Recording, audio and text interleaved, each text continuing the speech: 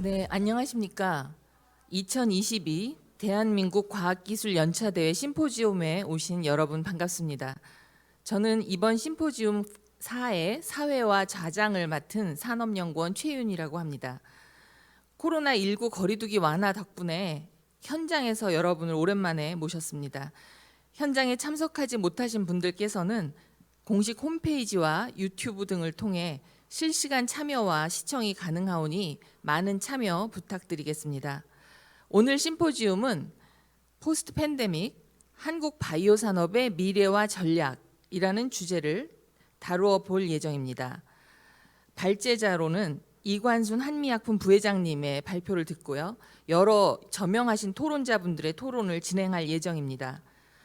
발제 전에 먼저 서두로 제가 이 심포지움을 여는 입장에서 한국 바이오 산업 가능성과 한계라는 주제로 서두를 시작하고자 합니다. 제 발표 간단한 서두 말씀드리겠습니다. 여러분들이 다 경험하셨다시피 한국 바이오 산업은 팬데믹을 겪으면서 크게 성장했습니다. 그렇지만 아직까지 미래 성장 동력으로서의 규모의 경제를 갖추었냐에 대해서는 여러 의문이 있는 것도 사실입니다. 그래서 오늘 심포지움에서는 우리나라 바이오 산업이 한국의 실질적인 성장 동력 산업이 되려면 어떠한 것들을 풀어야 하나라는 관점에서 토론을 할 예정입니다. 우선 한국 바이오 산업의 경쟁력에 대해서 말씀드리겠습니다. 우리나라 바이오 산업은 특허 경쟁력도 크게 증가를 했고요. 또한 논문 경쟁력도 이미 일정 부분 이상 인정을 받고 있습니다. 한국은 신약을 만들지 못하던 나라였는데 1980년대에 들어서면서 복제약, 제너릭 의약품을 만들기 시작했고 2000년대 직전 1999년에 1호 신약이 나왔고요. 마지막 신약이 2021년 제34호의 신약이 인정받은 바 있습니다. 즉 이제 우리나라는 신약을 만드는 나라가 되었습니다. 기업 생태계 관점에서도 많이 성장했습니다. 2019년 기준 2,000개 이상의 바이오 중소기업이 있다고 통계가 발표되고 있고요. 한국 바이오협회 통계에서도 매년 1,000여 개의 기업 데이터를 모으고 있습니다. 의약품 생산 부분에 있어서는 세계적인 성장 경쟁력을 인정받고 있습니다. 셀트리온과 삼성바이오로직스와 같은 대기업 중심으로 바이오 의약품 생산 능력이 글로벌 수준이다라고 여러 나라에서 이미 인정을 받고 있고요. 특히 바이오 시밀러의 생산은 우리나라에서 생산하는 것들이 세계 시장의 60% 이상을 점유하고 있습니다. 그래서 표에서 보시다시피 바이오 산업은 2010년 이후 2020년까지 연평균 생산 성장률이 8.8%입니다. 우리나라 GDP 성장률이 2% 내지 3%라고 생각했을 때 굉장히 빠르게 성장한 걸 보실 수 있고요. 또 의약품 산업과 의료기기 산업을 봤을 때도 연평균 6% 이상 성장해 온 걸 보실 수 있습니다. 저희 산업연구원 전망치에 따르면 2022년 말에 의약품 산업과 의료기기 산업 생산 총액이 약 40조 원에 달할 것으로 저희가 전망하고 있습니다. 하지만 여전히 그 바이오 산업, 오늘 이제 주로 이야기를 나눌 의약품, 제약 바이오 산업이나 의료기기 산업을 총괄했을 때도 40조 원이라는 규모가 충분한가, 성장 동력으로 그것에 대해서 오늘 논의해 보고자 합니다. 한국 바이오 산업은 연구개발 성과의 기술 수출은 크게 확대되어서요. 2021년 기준 13조 원 이상이 제약 바이오 부분에서 기술 수출이 되었습니다. 하지만 글로벌 시장에 나간 제품은 아까 34호까지 한국 바이오 제약 신약이 나왔지만 글로벌 시장에 진출한 신약은 아직까지 없는 상태고요. 이 이유로는 최종 제품까지 임상 3상을 거치는 사업화 성과나 그 해외에서의 임상 경쟁력이 미흡하거나 또는 해외 유통망, 글로벌 유통망에 지금 진입하지 못했다라는 반성들이 있습니다. 그래서 글로벌 실물 시장의 진출 성과는 아직까지 미흡하다라고 반성할 수 있습니다. 2021년 매출 기준으로 봤을 때 세계 제약 기업 50위권에는 한국 기업이 없고요. 안타깝습니다만 그리고 100위 안에는 유한야행과 녹십자가 포함이 되어 있습니다. 그리고 바이오 의약품만 봤을 때는 셀트리온이 50위권에 들어가 있습니다. 그래서 오늘 저는 심포지움을 통해서 아까 말씀드린 것처럼 실물 경제에서 한국 바이오 산업이 성장 동력으로 자리 잡기 위한 주요 우리가 풀어야 될 이슈가 무엇인가를 중점적으로 논의하고자 합니다. 그래서 이 장표에서는 우리가 논의하고 싶은 한국 바이오 산업이 성장 동력이 되기 위해서 필요한 주요 경쟁력이 무언가를 제가 키워드로 제시를 했습니다. R&D와 사업화 단계의 경쟁력이 필요합니다. 그러기 위해선 산학연의 협력, 산학연 각각의 경쟁력과 함께 산학연이 얼마나 협력할 수 있는가, 그러한 오픈 이노베이션 경쟁력이 필요하고요. 앞서 말씀드린 것처럼 글로벌 시장에 나가기 위해서 가치 사슬에 어떻게 진입하고 글로벌 네트워킹을 어떻게 하는가, 이것도 굉장히 중요한 경쟁력이라고 생각합니다. 그리고 기업 생태계 경쟁력도 필요합니다. 대기업, 우리가 뭐 한국에서는 대기업이지만 글로벌 시장에서는 대기업이 아니라고 자평들을 하고 있는데, 하여튼 국내의 대기업, 중소기업, 벤처기업이 얼마나 활성화될 수 있는가, 그리고 또 그 대중소 벤처기업의 그 제약 분야에 조달하는 부품 소재, 장비의 경쟁력은 어떠한가, 이것도 중요하다고 보여집니다. 그리고 자본시장 경쟁력도 중요합니다. 우리나라 정부는 굉장히 열심히 R&D에 투자를 해왔습니다. 그럼 민간에서도 굉장히 빠르게 R&D 연구개발 혁신에 투자를 해왔는데, 이 자본시장 경쟁력도 얼마나 우리가 그 강건하게 하는가가 중요하고, 마지막으로 정책 경쟁력입니다. R&D 정책뿐만 아니라 수요 정책, 인허가나 규제, 가격 정책, 그리고 이 여러 부처에서 지금 바이오 산업 또는 제약 바이오 산업을 육성하고자 많은 정책들을 하고 있는데, 그 정책들 간에 얼마나 조율을 해서 효율적으로 추진하는가가 앞으로 우리가 풀어야 할 중요한 경쟁력이라고 생각을 합니다. 오늘 그 훌륭하신 발제자와 토론자 여러분들께서 이러한 관점에서 토론해 주시기를 부탁드리겠습니다. 그럼 우선 오늘 발제자이신 이관순 한미약품 부회장님을 소개해 드리겠습니다. 이관순 부회장님은 한미약품의 연구소장 그리고 대표이사 사장을 역임하셨고요. 한국제약바이오협회 이사장도 역임하셨습니다. 오늘 토론은, 오늘 발제는 바이오 산업의 글로벌 현황, 한국의 경쟁력과 미래 전략이라는 제목으로 발표해 주시겠습니다. 이관순 부회장님 부탁드립니다.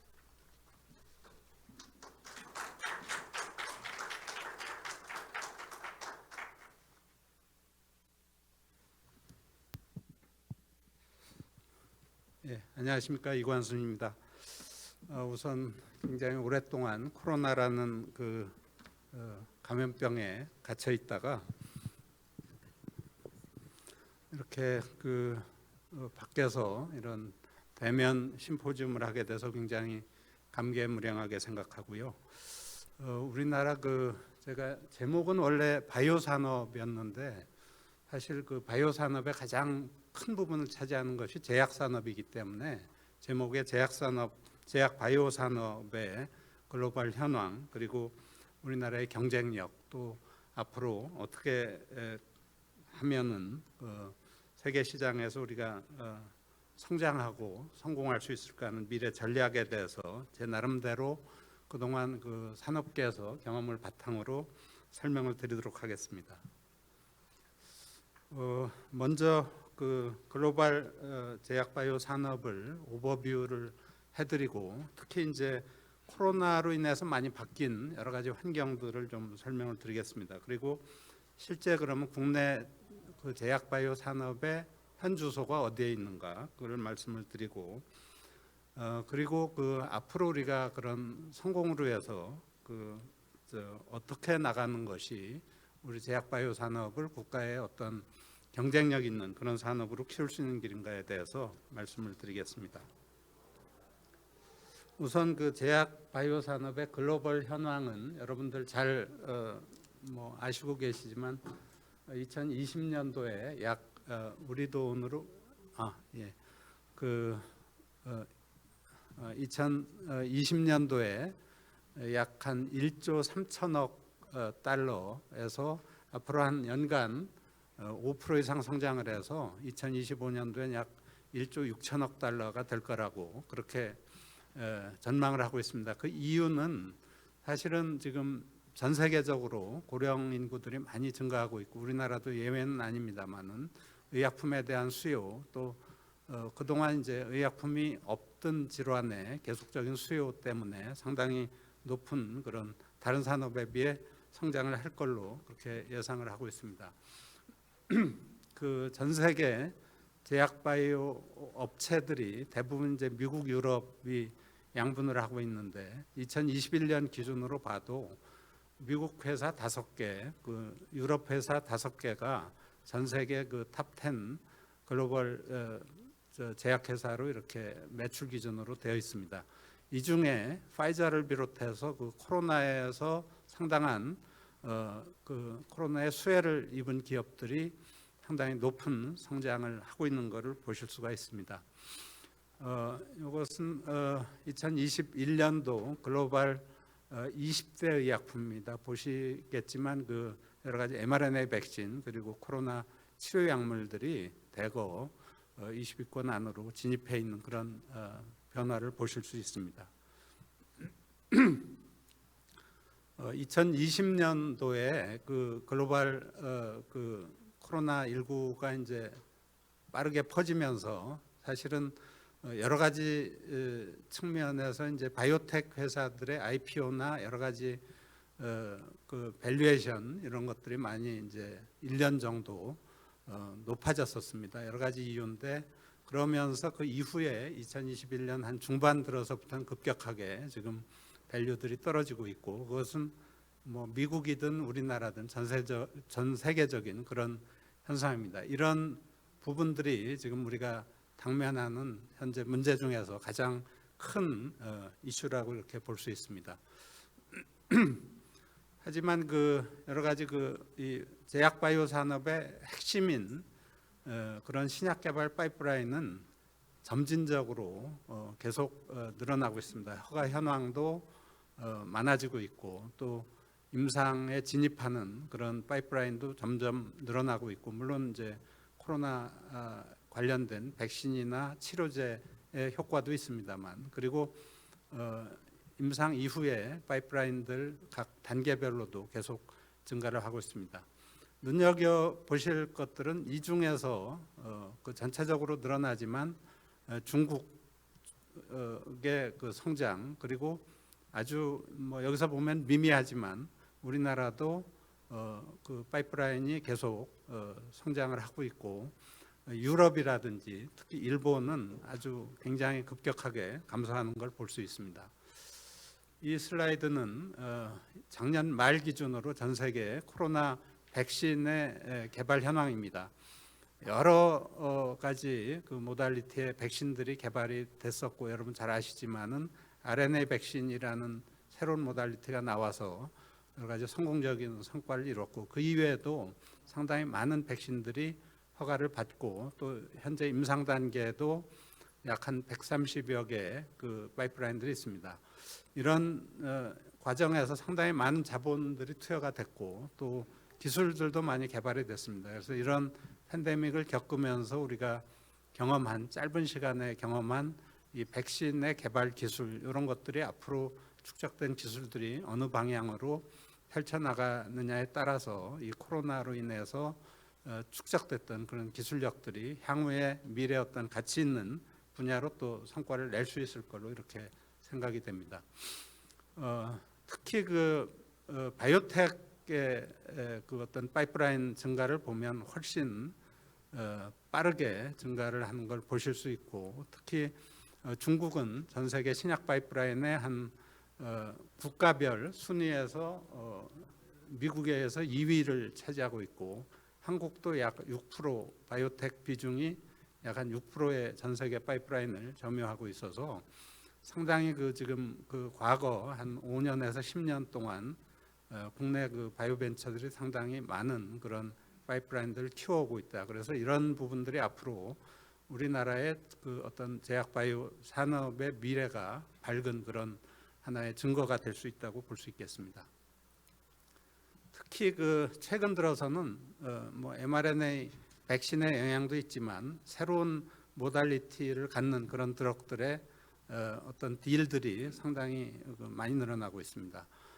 여러 뭐 합성 의약품이든 바이오 의약품이든 또 많은 그런 뭐 프로텍이라든지 ADC 또 여러 가지 그 뭐 안티바디 또 여러 가지 앤셀 세라피 이런 것들이 실제 거래 시장에서 많은 비중을 차지하고 있고 앞으로 이런 것들이 이제 미래 바이오텍 시장에서 큰 시장 점유율을 보일 걸로 이렇게 예상을 하고 있고요. 또 올해 초에 그 제네틱 엔지니어링 바이오테크놀로지 뉴스에 미래에 그 좀 지켜봐야 될 그런 바이오텍 분야의 7가지 기술 트렌드를 보면은 역시 코비드 관련된 그 코비드라는 바이러스를 중심으로 해서 펼쳐진 여러 가지 그 백신이든 치료제 그 개발 그런 히스토리 또 앞으로 그 mRNA 백신이 그 기존의 그 코로나 백신을 넘어서 다른 쪽에 활용될 수 있는 그런 것들이 이제 앞으로 가장 기대가 된다. 이것은 그 mRNA 백신이 상당히 그 짧은 기간 동안에 허가를 받고 또 상업적으로도 성공을 했고 또 이러한 분야의 기술을 하는 회사들이 상당히 많은 펀딩을 받고 이런 것들이 앞으로 다른 분야의 다른 그 분야의 치료제를 개발하든 백신을 개발하는데 상당히 많은 기대를 갖고 있다는 그런 증거가 되겠습니다. 그럼 국내 제약바이오 산업 현황에 대해서 간단히 소개를 드리겠습니다. 잘 아시다시피 우리나라 제약바이오 의약품 시장이 약 23조 원, 세계 12위권입니다. 그 포션으로 보면 한 1.5에서 2% 정도 아주 열악한 수준이죠. 또 수출입을 봐도 과거 거의 그 적자 그런 산업이었는데 최근에 바이오시밀러 그리고 진단키트 때문에 2020년도에는 좀 흑자로 돌아섰지만 이러한 것들이 앞으로 우리나라가 글로벌 신약을 개발해야 개선이 되겠다. 또 국내 기업들의 여러 가지 사이즈나 R&D 투자를 보면은 물론 뭐 글로벌 회사에 비하면 굉장히 턱없이 낮은 수준이지만은 매출이 1조가 넘는 회사들이 지금 여기 이 회사들을 포함해서 한 10개 정도로 늘어났고 R&D 투자를 연 한 10% 이상 하는 회사들이 많이 늘어났습니다. 그래서 저는 이런 추세로 보면은 앞으로 미래는 우리가 기대를 가지고 지켜볼 필요가 있다 이렇게 말씀드리겠습니다. 또 그동안 신약 개발 33개를 했고 물론 여기에 아주 블록버스터는 없습니다. 그렇지만 서너 개 정도가 약 100 밀리언 약 한 1억 불을 넘는 그래도 신약이 글로벌 신약은 아니지만 있었다. 이런 것들이 5억 불이 되고 10억 불이 되고 단계적으로 나갈 거다 이렇게 보고 있고요.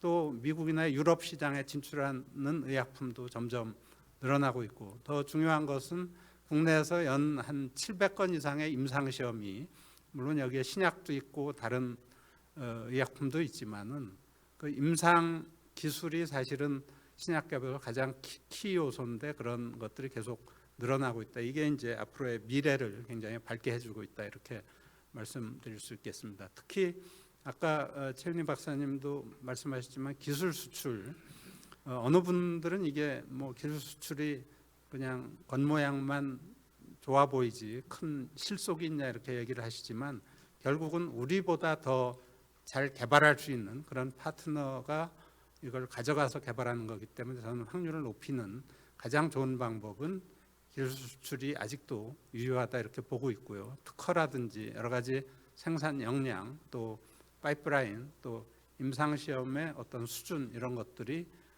국내 제약 바이오 산업의 큰 역량으로 이렇게 앞으로 신약 개발의 선진국이 될 수 있는 그런 포텐셜을 갖췄다 이렇게 말씀드리겠습니다. 앞에서 설명하셨지만 최근 이런 여러 가지 밸류에이션 시장의 밸류에이션 중에 특히 이제 이 제약 바이오 쪽의 밸류에이션이 더 많이 하락을 했고 이런 부분들은 이제 지금 더 심화가 되고 있지만 앞으로 자본 시장에서 어떻게든 옥석을 가려서 될 만한 데는 더 많은 투자가 좀 이루어지는 그런 시스템을 만들어야 될 것 같고요. 또 이런 자본 시장의 어려움 때문에 여러 가지 그 IPO가 실패하고 또 물론 이제 우리 그 기업들이 어떤 여러 가지 그 실제 경쟁력 있는 분야보다는 좀 그때 이슈화되어 있는 분야에 너무 발빠르게 달려들었다가 실패하고 이런 부분도 있고요. 또 여러 가지 그 도덕적 해이 문제 이런 것들 때문에 이제 시장 외적으로는 이런 부분들을 앞으로 개선해 나가야 되겠다 이런 생각을 가지고 있고요. 이 코로나를 겪으면서 CDMO 사업들이 굉장히 많이 이제 뛰어들고 있습니다. 물론 이제 그 이전에도 삼성 바이오로직스나 여러 회사들이 있었지만 여기 보시면은 서로 다른 모달리티의 그런 분야에 이제 CDMO를 진출하는 것들은 신약 개발의 인프라 차원에서 굉장히 바람직스럽다. 다만 이런 CDMO들이 그냥 선진국 특정 회사의 대량 생산의 CDMO라기보다는 개발 단계에서 뭔가 신약 개발의 어떤 인프라가 될 수 있는 그 소규모 CMO, 특히 이제 스몰 몰레큘 분야 이런 부분들은 더 앞으로 강화돼야 되겠다 그런 생각을 가지고 있습니다. 또 최근 들어서 이 코로나를 겪으면서 그 대기업들이 이런 이 제약 바이오 사업에 많이 진출하고 있습니다. 롯데도 지금 진출을 했고 현대 등등 해서 이런 부분들은 앞으로 우리나라의 그 제약 바이오 산업의 어떤 그 전체 그 규모의 경제를 키워서 더 큰 그런 도약을 할 수 있는 그런 계기가 될 걸로 생각을 하고, 다만 이런 회사들이 좀 더 그 고위험 또 대량의 그런 자본이 들어가는 신약 개발 쪽에 좀 더 투자를 했을 만한 그런 바람을 가지고 있습니다. 그러면은 앞으로 우리나라 제약 바이오 산업이 성공을 하기 위해서 어떻게 했으면 좋겠는지 제 개인적인 생각과 그동안 경험을 바탕으로 말씀을 드리겠습니다. 우리나라의 제약 바이오 산업의 성공 가능성 그리고 그 잠재력은 저는 굉장히 충분하다. 물론 단기적으로 여러 가지 자본 조달이나 문제가 있지만 굉장히 그 튼튼한 그런 잠재력을 가지고 있다.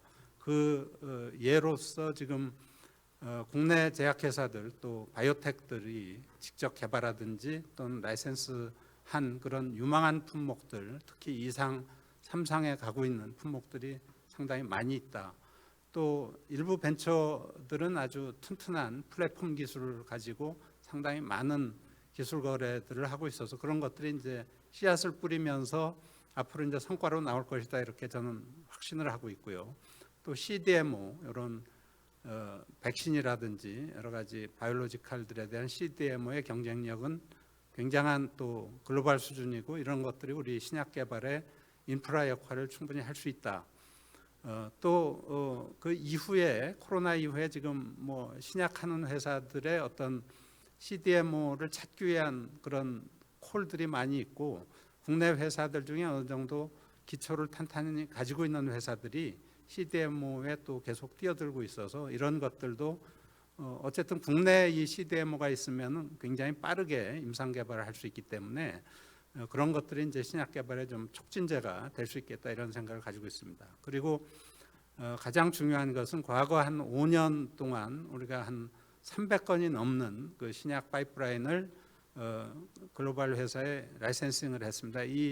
그 동일 기간 중으로 보면은 사실은 이제 미국 다음으로 제일 많은 숫자의 라이센싱을 했는데 이런 씨앗들이 앞으로 몇 년이 지나면 이 중에 뭐 일부는 블록버스터로 그 신약으로 탄생할 수 있기 때문에 저는 굉장히 성공 가능성이 높다 그렇게 생각을 하고 있습니다. 그런데 사실은 우리나라가 뭐 자본도 적고 여러 가지 시스템도 아직은 좀 선진국화되지 않아서 이러한 정부의 어떤 정책이라든지 또 자금 이런 것들 또 규제 이런 것들이 여러 부처에 지금 다 흩어져 있습니다. 그래서 이런 것들을 좀 하나로 컨트롤할 수 있는 국가의 그런 이 산업에 대한 컨트롤 타워가 필요하고, 물론 최근에 그 총리 직속으로 이런 그 위원회 설치 논의가 있는 걸로 알고 있습니다만 이런 것들이 되면은 훨씬 더 좀 잘 조율되고 자원들을 좀 낭비 없이 쓸 수 있는 그런 시스템이 되지 않을까 이런 생각을 하고 있고요.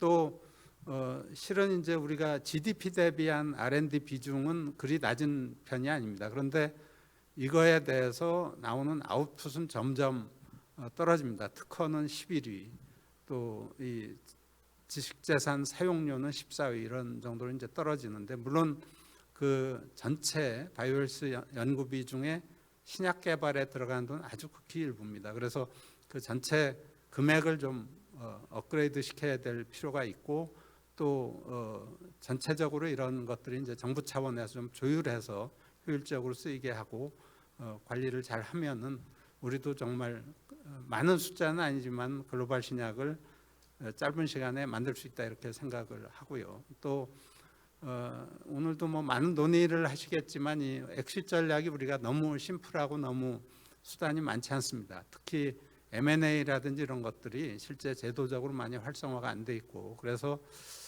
이번 참에 우리가 이런 M&A 활성화할 수 있는 그런 방안들을 좀 심도 있게 논의를 해보는 것도 좋을 것 같습니다. 예를 들자면 기존 제약사와 바이오벤처의 M&A 또는 뭐 CVC에서 벤처를 M&A 한다든지 이런 전략들이 앞으로 그 상당히 우리나라의 그 벤처 생태계의 어떤 퀄리티를 높일 수 있을 걸로 이렇게 생각을 합니다. 또 기업들은 실은 경쟁력 있는 약의 개발에 초점을 맞춰야 됩니다. 지금 보면은 저는 늘상 얘기하지만 이두저도 아닌 파이프라인을 갖고 있는 회사들이 많거든요. 그런 것들은 과감히 정리를 하고 정말 상업적으로 성공할 수 있는 그런 파이프라인들로 좀 집중했으면 좋겠고, 또 신약 개발은 실은 다른 뭐 그 제품의 어떤 성능 뭐 부작용도 굉장히 중요하지만 속도가 가장 중요합니다. 그래서 속도를 낼 수 있는 그런 여러 그 오소리티에서 제공해주는 신속 심사 프로그램 이런 것들을 잘 이용을 하면 훨씬 더 빠르게 시작점은 같아도 더 빠르게 결승에 도착할 수 있는 그런 시스템이 많이 돼 있습니다. 그래서 그런 것들을 좀 적극적으로 활용을 했으면 좋겠습니다. 제가 중국이 지금 사실은 저희 중국에 법인이 있어서 중국에 자주 다니는 편인데, 사실은 2010년 이전만 해도 중국의 제약바이오 산업은 굉장히 형편없었습니다. 그런데 불과 한 10여 년이 지난 지금은 우리나라를 훨씬 능가하고 여러 면에서 퀄리티 뭐 의약품의 퀄리티도 그렇고 뭐 파이프라인도 그렇고 또 뭐 글로벌 진출도 그렇고, 그게 이제 시작이 2011년도에 중국에는 우리나라 옛날식으로 5차 뭐 몇 차 경제 개발 5개년 계획이 있습니다. 그래서 2011년도에 그 12차 5개년 계획에서 처음 바이오테크놀로지가 국가 중점 핵심 육성 산업군으로 이렇게 선정이 돼서 이때부터 이제 굉장히 그 정부의 어떤 리소스를 투입을 해서 이제 육성을 했고요. 그 제도적인 지원을 하는 것들 보면 굉장히 파격입니다. 예를 들어서 그 R&D를 하는 회사에 법인세를 40%를 감면을 해주는 그런 고신기술 기업 제도를 했고, 또 그 NMPA 중국의 그 우리로 치면 이제 식약처죠. 식약처를 아주 대대적으로 리폼을 해서 이 IND나 NDA 기간을 대폭 단축시켰고, 기술특례 상장 제도도 또 도입을 해서 많은 스타트업들이 이제 쉽게 시작할 수 있게 했고, 가장 중요한 것은 이제 인재 유치 탤런트 프로그램입니다. 그래서 여러 가지 그 미국이나 이런 선진국에서 활동하는 중국인 전문가들을 유치하는데 굉장히 많은 돈을 써서 뭐 사우스엔드 탤런트 프로그램, 그래서 1000명의 그런 경험 있는 인재들을 확보하는 프로그램이라든지, 또 내셔널 사이언스 펀드, 그래서 국가에서 이제 일정 펀드를 만들어서 몇만 명의 과학자를 중국으로 데려와서 그들이 창업하고 그들이 그런 파이프라인을 만들고 하는데 적극적으로 지원해준 그런 것 때문에 사실은 중국이 그 과거 한 10년 남짓 동안에 신약의 개수에서 글로벌 2위로 지금 상승을 했고, IND도 한 1000여 건 이상 하는 그런 신약 개발의 강국으로 지금 변해가고 있다. 그런 것들을 우리가 좀 벤치마킹 할 필요가 있겠습니다. 실제 구체적인 숫자로 보시면 2010년도에 뭐 IND 신청 승인이 한 뭐 20개 정도에서 한 400개로 한 10년 만에 대폭 늘어났고요. 신약 허가도 한두 개에서 약 한 15개, 또 신약 허가 신청은 한 30개 이렇게 이제 늘어났고, 실제로 그 각 단계별 걸린 기간을 보시면은 실제 IND 기간을 대폭 낮춰줬고, NDA 어프로벌 기간이 굉장히 낮아졌고, 그런 것들이 이제 신약 개발을 활발하게 할 수 있는 그런 토양을 만들었다. 그래서 우리가 중국을 좀 많이 벤치마킹할 필요가 있다 이렇게 생각을 합니다. 마지막으로 여러 이런 국내외 상황들을 고려해서 우리나라가 어떤 제약 바이오 산업의 강국이 되게 하기 위해서 앞에 말씀드렸지만 정부는 이제 그런 컨트롤 타워를 좀 해주시고 또 인력도 좀 파격적인 그 방식으로 좀 인력을 양성하든 또 리크루트를 하든 그런 국가 차원의 이제 전략들을 좀 짜주셨으면 좋겠고 여러 가지 그 엑시트 전략들 이런 것들도 좀 다양하게 국가가 좀 주도해서 환경을 여러 가지 세제라든지 이런 것들을 좀 할 수 있는 또 물론 이제 이런 레귤레이션도 좀 많이 손을 봐야 될 것 같고요. 산업계는 실은 이제 저는 일관성 있게 될 만한 그 파이프라인에 좀 올인해달라 이런 그런 말씀을 드리고 싶고요. 또 아까 최윤희 박사님 말씀하셨는데 그 학교나 그런 출연연에서 상당 그 국가 재원을 쓰고 있는데 이 출연연이나 대학은 사실은 현재 어떤 그 성과보다는 미래에 우리가 이제 새로운 모달리티 또는 뭐 퍼스트 인 클래스 이런 약들의 씨앗이 될 수 있는 부분이기 때문에 그 부분에서 초기부터 민간하고 좀 협업을 좀 더 활발하게 하고 결국은 이게 내가 지금 가지고 있는 이 약의 밸류가 얼마냐가 중요한 게 아니라 이 약이 신약으로 허가를 받아서 얼마의 밸류를 만들어낼 거냐가 중요하기 때문에 현재 내가 가지고 있는 뭐 기술 또는 내가 가지고 있는 특허가 사실은 그게 기준이 돼서는 안 된다. 앞으로 끝까지 갔을 때 어떤 밸류를 보고 힘을 합쳤을 때는 우리가 더 큰 그런 성과를 만들어낼 수 있다는 것을 말씀드리면서 제 말씀을 맺도록 하겠습니다. 감사합니다. 네, 이관순 부회장님 감사합니다. 제약 바이오 산업 한국 제약 바이오 산업의 경쟁력이 있다라는 거 오늘 발표해서 제가 다시 한번 확인했고요. 그러기 위해서 앞으로 이게 실질적인 가능성을 어떻게 실현하기 위해서는 제약 산업계 그리고 정부 그리고 공공 출연연 각각이 어떤 역할을 해야 되는지까지 제언 잘 들었습니다. 그럼 지금 저희는 지금부터 토론에 들어가겠는데요. 토론은 크게 지정 토론과 자유 토론으로 나누어서 진행할 예정입니다. 지정 토론은 오늘 토론자 5분을 모셔서 각 토론자께서 이제 주요 관심사에 대해서 10분 정도씩 토론을 해주시고요. 그리고 나서 자유 토론 20-30분을 앞에 준비된 자리에서 진행을 하도록 하겠습니다. 우선 첫 번째 토론자는 오준병 교수님이십니다. 오준병 교수님은 지금 인하대학교 경제학과 교수님이시고요. 이전에 이제 대통령 직속 국민경제자문회의 위원을 역임하셨습니다. 현재는 대통령 소속 국가지식재산위원회 전문위원이시고요. 한국산업조직학교의 이사를 맡고 계십니다. 그러면 오준병 교수님께서 경제학 관점에서 한국 바이오 산업 경쟁력과 정책적 시사점을 중심으로 말씀해 주시겠습니다.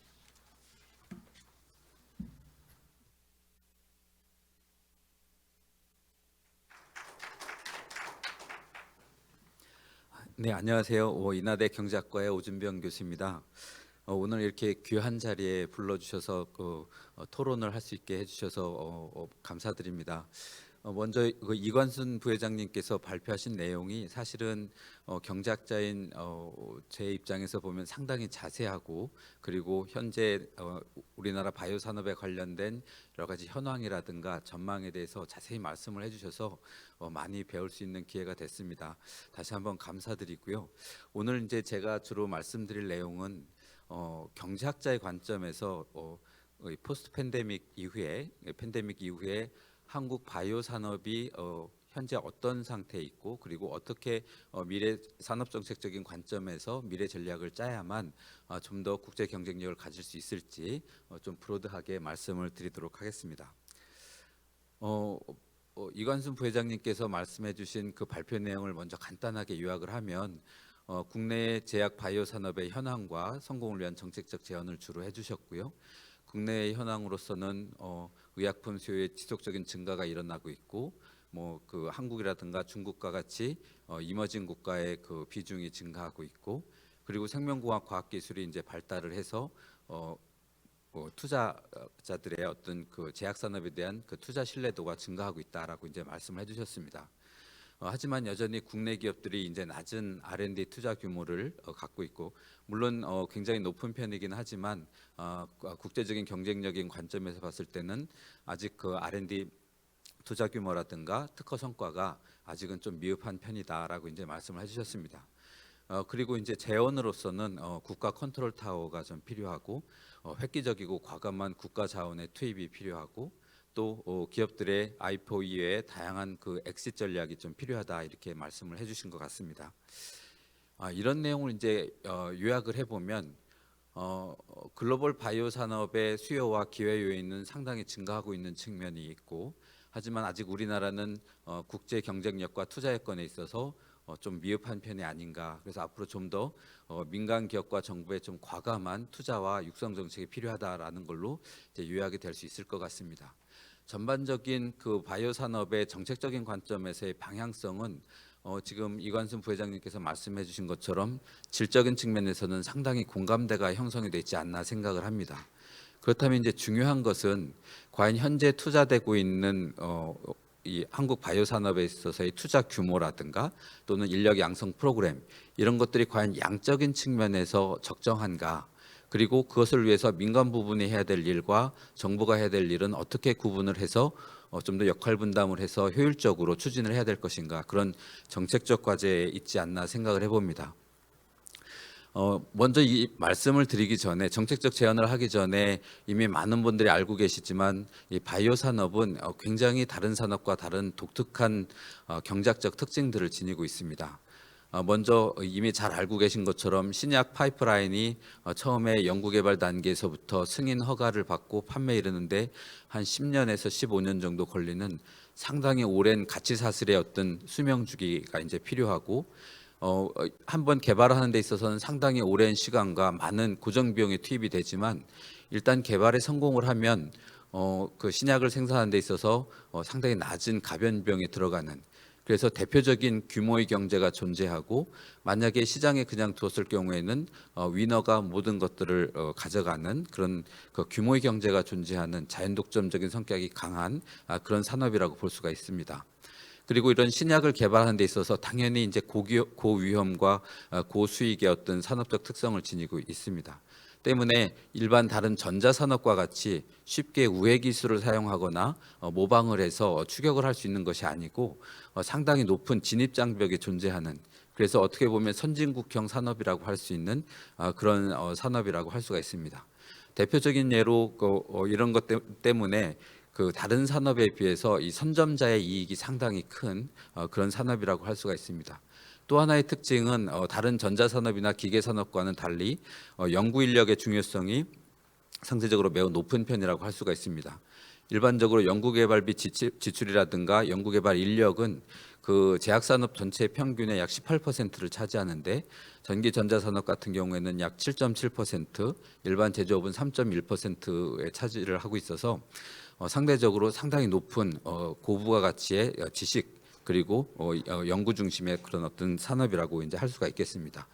또 한 가지는 이런 약들이 대부분 그 인간의 생명이라든가 건강과 관련이 됐기 때문에 상당히 높은 수준의 안전성과 사회적 수용성을 요구를 한다는 것입니다. 이런 것들이 지금 제가 말씀드린 것들을 제가 장황하게 설명한 이유는 여기 나와 있는 모든 요인들이 경제학에서 보면은 상당히 많이 그 시장 실패를 초래하는, 시장에서의 자원 배분의 효율성을 저해할 수 있는, 그렇기 때문에 정부의 역할이 상당히 중요한 그런 산업이라고 볼 수가 있겠습니다. 또 최근에는 이런 그 바이오 산업에 있어서 그 전반적으로 연구개발의 생산성이 저하되는 그런 그 특징을 보이고 있습니다. 때문에 전 세계적인 다국적 기업도 좀 더 그 생산의 효율성을 높이기 위해서 국제적인 분업화를 촉진시키고 있고, 그래서 수직적 가치 사슬에 따른 수직적 분화, 그런 것들이 이제 많이 좀 활성화되고 있는 그런 측면이 있습니다. 또 한 가지는 생명공학 기술이 전 세계적으로 골고루게 발달을 하면서 후발 그 파머진 국가들의 그 추격이 상당히 가속화되고 있고, 다른 전자산업이라든가 또는 환경산업과 같은 분야와의 융복합 현상도 상당히 그 다이내믹하게 이루어지고 있다라고 볼 수가 있습니다. 때문에 어떻게 보면 우리나라한테는 큰 기회라고 볼 수 있는 그런 오픈 이노베이션이 다른 산업보다도 훨씬 더 많이 증가하고 있고 아웃소싱도 증가하고 있는 그런 추세에 있습니다. 때문에 글로벌 다국적 기업 같은 경우에는 주로 적극적인 아웃소싱과 M&A를 통해서 신약을 개발하거나 또는 기술의 부가가치를 높이려는 그런 경향이 나타나고 있고요. 또 가치사슬 체계상에서 연구개발이라든가 또는 임상실험 그리고 승인 판매에 이르는 이런 가치사슬의 체계에서 수직적 분업화가 이제 가속화되고 있습니다. 그리고 이런 것들 때문에 융복합 현상과 같이 결합이 돼서 이 다국적 기업들의 그 시장에서의 집중도, 시장 지배력이 강화되는 그런 특성을 보이고 있습니다.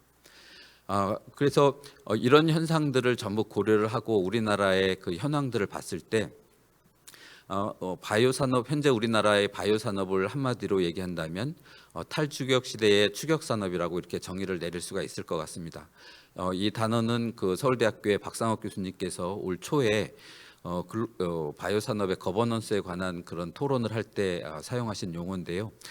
이 단어만큼 제가 볼 때 우리나라의 현재 상황을 잘 설명하는 그런 단어는 없는 것 같습니다.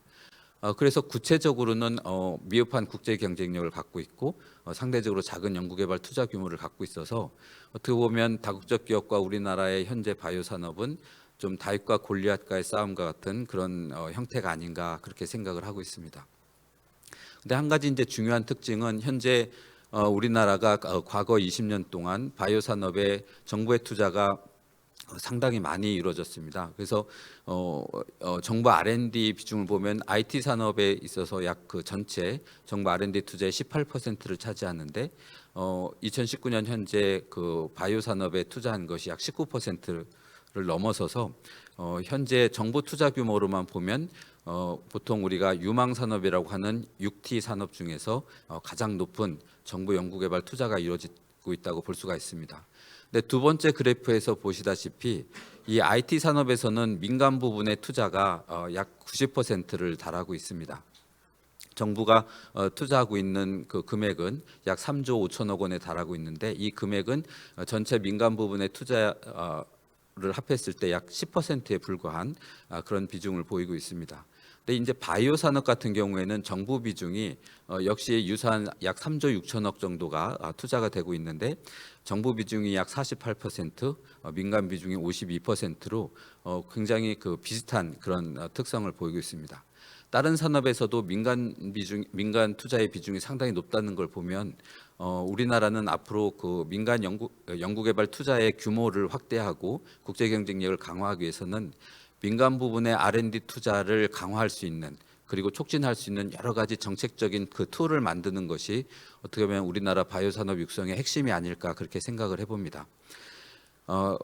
근데 우리나라 이 바이오 산업을 볼 때 우리는 과거에 그 정부 주도였던 산업 정책을 통해서 성공한 여러 가지 사례들이 있습니다. IT 산업도 그렇고 또 자동차 산업도 그렇고 또 여러 가지 게임 산업이라든가 이런 산업들은 사실 우리나라가 개발 연도에 그 정부 주도의 여러 가지 특징들을 산업 정책들을 펴면서 성공한 대표적인 사례라고 할 수가 있습니다. 근데 이런 산업들이 갖고 있는 공통적인 특징들을 보면 첫 번째로 협소한 내수 시장을 극복하기 위해서 아주 주도적인 그 수출 진흥 정책을 폈다라는 것입니다. 이 수출 진흥 정책을 펴기 위해서 대표적으로 자동차 산업 같은 경우에는 독자 모델을 개발하는 데 치중을 했고 그리고 부품의 국산화를 도모하는 데 상당히 많은 노력을 기울였습니다. 이것이 현재 오늘날 우리나라 그 자동차 산업에 굉장히 큰 차이를 보인 것이 태국이라든가 이런 동남아 국가들은 1960년대에 그 일본 60년대 70년대 일본 자동차 산업이 굉장히 발달했을 때 이 완성품 자동차 기업들이 들어와서 단순히 이 부품들을 전부 수입해서 조립해서 파는 그런 조립 산업을 육성을 했습니다. 그걸 보통 KD 조립 생산이라고 하는데요. 우리나라에서는 독자 모델을 개발하는 데 상당히 많은 역량을 기울였고 그리고 이 독자 모델을 수출하는 데 굉장히 많은 노력을 들였습니다. 이 과정에서 한국자동차협회가 그들의 전문성을 충분히 활용을 해서 부품을 수입하거나 이런 이런 완성차 조립업체들이 부품을 수입해서 만드는 것에 대해서 상당히 많은 규제를 가하고 그리고 어떤 평가를 했던 그런 전례가 있습니다. 그렇기 때문에 우리나라는 이 자동차 산업이 현재 동남아 산업은 여전히 조립 생산에 머무르고 있는데 우리나라의 독자 모델을 개발해서 우리나라의 중요한 어떤 성장 동력으로 이렇게 발전할 수 있었다라고 생각을 합니다. 두 번째로는 굉장히 많은 그 부품이 들어갔기 때문에 수직적 계열화가 이 자동차 산업에서도 필요한데요. 처음 추구한 것은 부품 산업들이 충분히 세계적인 경쟁력을 갖게 하도록 수평적 결합, 다시 말해서 그 기업들 부품 계열사들 간의 M&A라든가 규모를 키우는 그런 정책들을 상당히 많이 추구했다라는 것입니다. 그렇게 해서 수출 경쟁 부품 산업에 있어서의 그 수출 경쟁력을 확보한 다음에는 이 조립 산업들을 중심으로 수직적 계열화를 꾀해서 그 부품들의 어떤 품질 제고에 상당히 노력을 하는 그런 그 선순환의 어떤 산업 정책적 특징들을 보이고 있습니다. 그리고 안정적인 그 재원 조달과 어떤 유연한 어떤 산업 정책을 피기 위해서 펀드를 조성하는데 정부와 기업들이 상당히 많이 참여를 했고, 그리고 이 인력 양성이라든가 수급 계획에 있어서도 일반 그 민간 기업들의 어떤 인력 양성을 담당하는 그 임원들이 적극적으로 참여를 해서 수요에 맞는 그 높은 퀄리티의 그 인력 양성을 시도했다라는 것이 우리나라 성공적인 산업진득 정책의 대표적인 특징들입니다. 제가 개인적으로 생각하기에는 우리나라 바이오 산업도 이런 것들을 다 동시다발적으로 추구해야 되지 않을까 하는 생각을 해봅니다. 그 외국의 푸가치 컨실리엄이라는 어떤 그 컨설팅 회사에서 그 국제 경쟁력을 평가할 때 내세우는 5가지 보통 그 기준들이 있는데요. 그게 첫 번째로는 연구개발과 기반 시설이 충분히 확보됐는가, 그리고 임상 시험에 있어서의 어떤 효율적 체계와 그리고 국제적 수준을 만족시키고 있는가, 그리고 규제와 법제도는 효율적으로 운영되고 있는가, 그리고 시장 접근성과 그에 따른 금융 제도는 발전돼 있는가, 그리고 지적재산권은 사전적 의미에서 충분히 보장이 되고 있는가, 이런 것들을 갖고 국제 경쟁력을 평가를 하고 있습니다. 이미 말씀드린 것처럼 이 바이오 산업은 R&D부터 뭐 생산 판매 이르기까지 상당히 오랜 기간 동안 많은 그 가치사슬 체계 내에 그 성공과 실패의 위험을 갖고 있고요.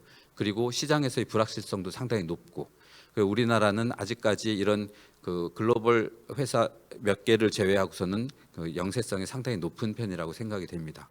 여전히 높은 내수 시장을 갖고 있고, 그리고 선진국들 사업을 비춰봤을 때 여전히 높은 진입 장벽을 갖고 있습니다.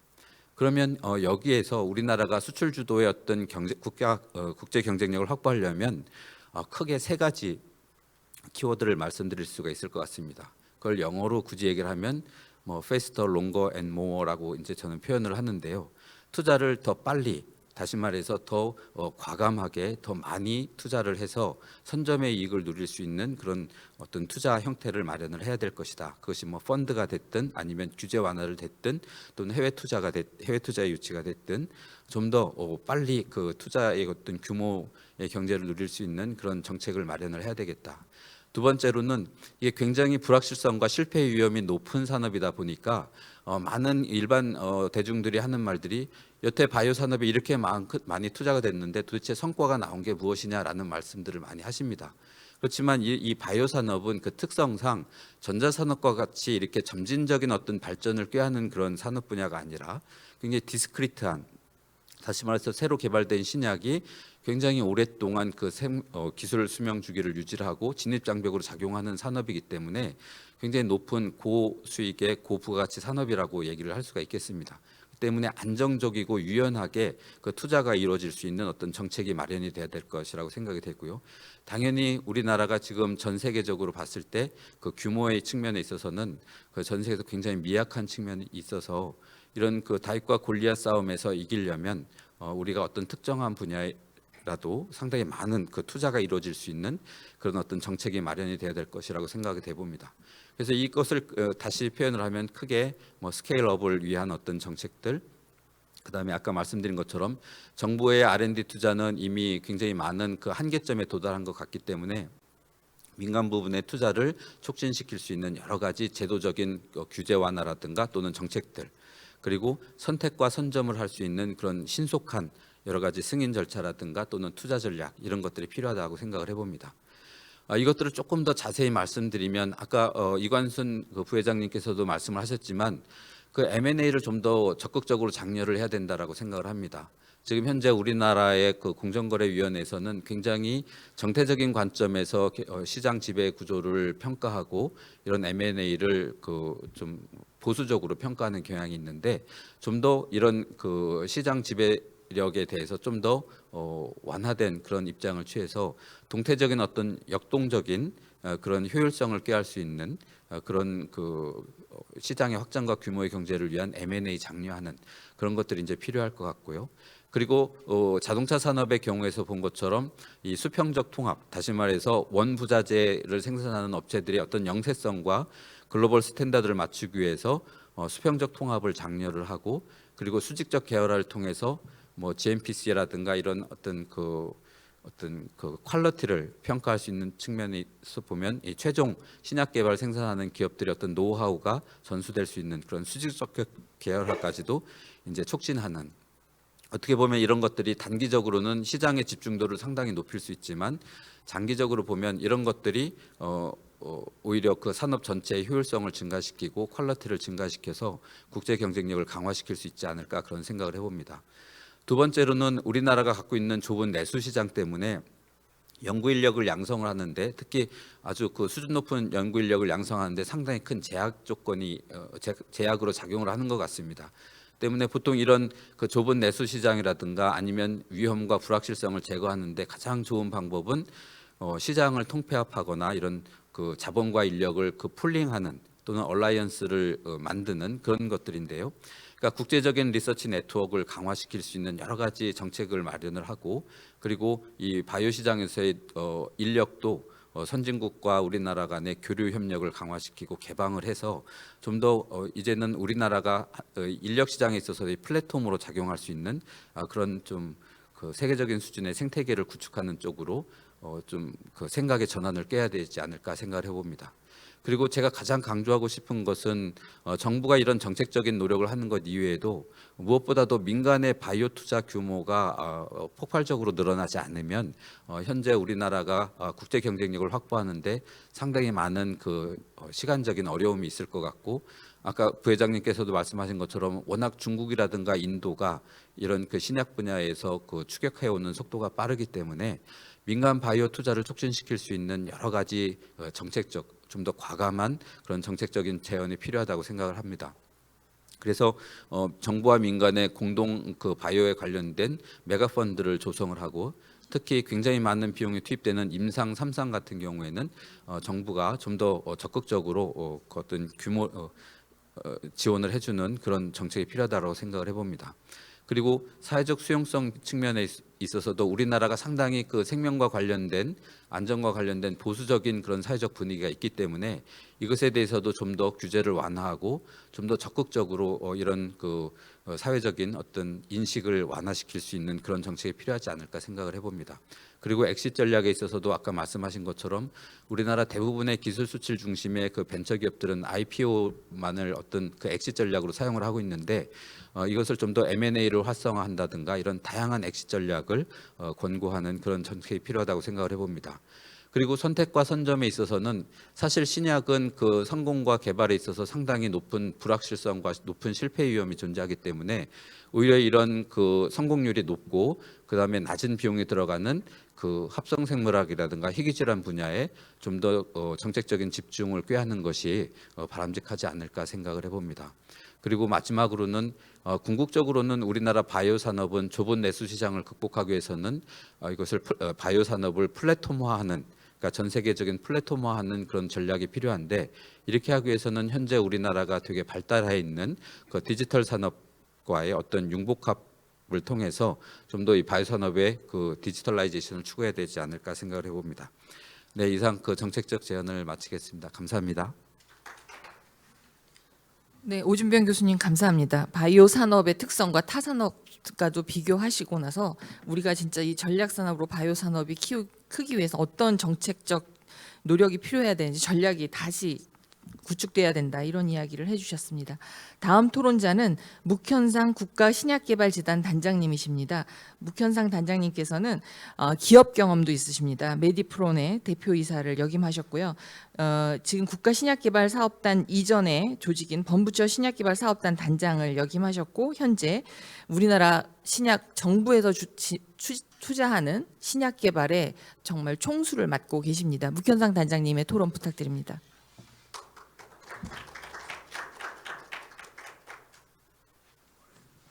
여러분 안녕하십니까? 오늘 이 훌륭한 자리에 참석하게 되어서 참 영광으로 생각합니다. 그래서 오늘 저는 지난 5년간의 범부처 신약개발사업단 경험과 새로 시작한 국가 신약개발사업의 1년의 경험, 그래서 약 6년간의 경험을 통해서 얻게 된 몇몇 가지 이 말씀을 짧게 드리겠습니다.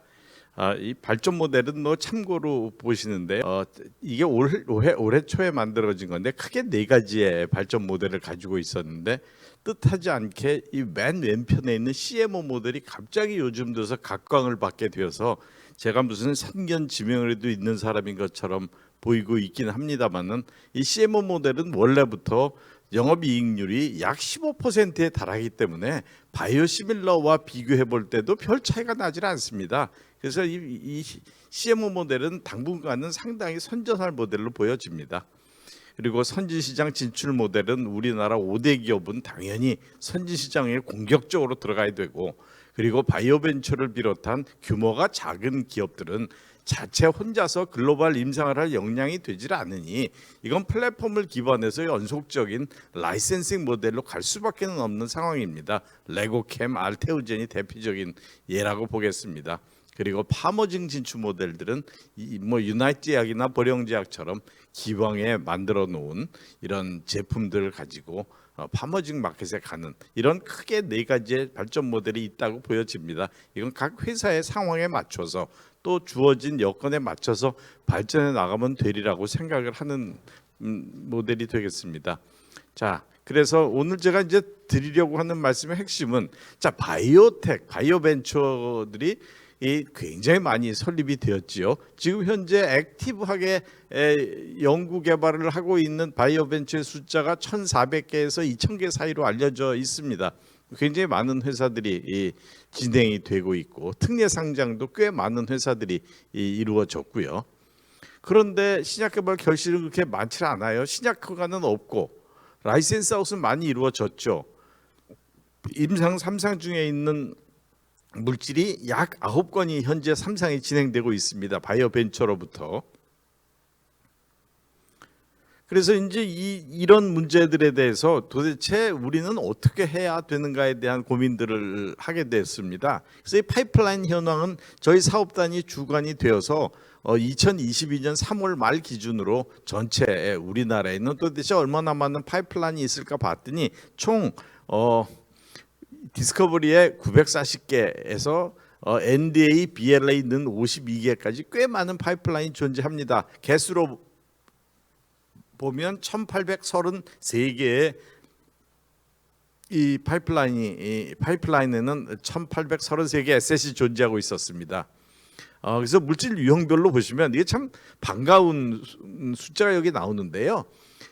저분자가 579개, 1,833개 중에 그런데 바로 이어서 바이오가 410개, 바로 옆에 보면 유전자가 350개가 있어요. 그러니까 유전자 치료제, 그 다음에 변형된 유전자 치료제, 줄기세포로 말미암은 많은 그런 세포 치료제들까지 해서 350개. 이 바꿔 말씀드리면 우리가 과거에 매달려서 옛날에 개발하던 저분자 화합물 또는 바이오 항체만 대입하고 있는 게 아니라 새로운 모델리티로 급격하게 변화하고 있다는 걸 보여주고 있고요. 그 기타 부분에 보시면 기타 부분의 왼쪽에 세 번째 마이크로바이옴, 그 다음에는 엑소좀 같은 아주 새롭게 떠오르는 물질들도 현재 임상에 들어가 있거나 임상 초기에 있는 물질이 15개나 있을 정도로 이 파이프라인들이 다양화되고 있고 새로운 모델리티로 많이 진출하고 있습니다. 이것은 머지않은 장래 2년 3년 내에 이런 새로운 모달리티의 제품들이 세계 시장에 등장하게 되고 세계를 리딩할 수 있는 찬스가 우리에게 있다는 뜻이죠. 이건 대단히 훌륭한 그 백그라운드라 할 수 있겠습니다. 이거 기관별 물질별인데요. 산업계를 보시면 산업계 유전자를 한번 보시죠. 핵산 제품 또는 바이러스 제품이 이 340개 중에 산업계에서 136개, 이 산업계에서 하고 있다는 얘기는 곧 임상에 들어가고 임상이 쭉쭉 진도가 나간다는 뜻으로 보시면 될 듯합니다. 학계에서도 50개, 59개의 프로젝트들이 진행이 되고 있습니다. 이거는 바꿔 말씀드리면 학계에서는 저분자 화합물에 거의 맞먹는 숫자의 새로운 모델리티 제품들이 연구되고 있고, 이 학계에서 연구되는 이 49개, 59개의 물질들이 산업계로 빨리 이전되기만 하면 세계 시장에서도 통할 수 있는 뛰어난 모델리티의 프로젝트들이 만들어질 것으로 믿어 의심치 않습니다. 그런데 문제는 여기 이제 우리가 죽음의 계곡을 만납니다. 이건 뭐 흔히 하는 말하고 조금 다른 개념인데, 대학 연구소에서 개발된 것이 바이오텍으로 또는 제약기업으로 못 넘어갑니다. 통계를 보면 이거 저희 사업단이 가지고 있는 지난 10년간의 통계입니다. 2011년부터 2020년까지 통계를 보면 우리나라에서는 이 대학 연구소가 개발한 것이 바이오텍 또는 제약기업을 통해서 임상으로 들어간 케이스가 5.4%에 불과합니다. 근데 미국과 유럽의 경우는 높으냐? 아닙니다. 거기도 10%밖에 안 됩니다.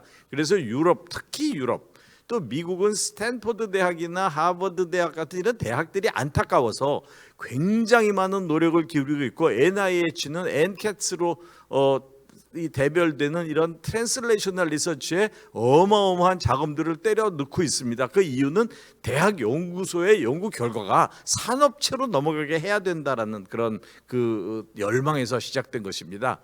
그럼 우리나라는 왜 잘 안 넘어가게 될까요? 그 이유는 교수 창업 때문입니다.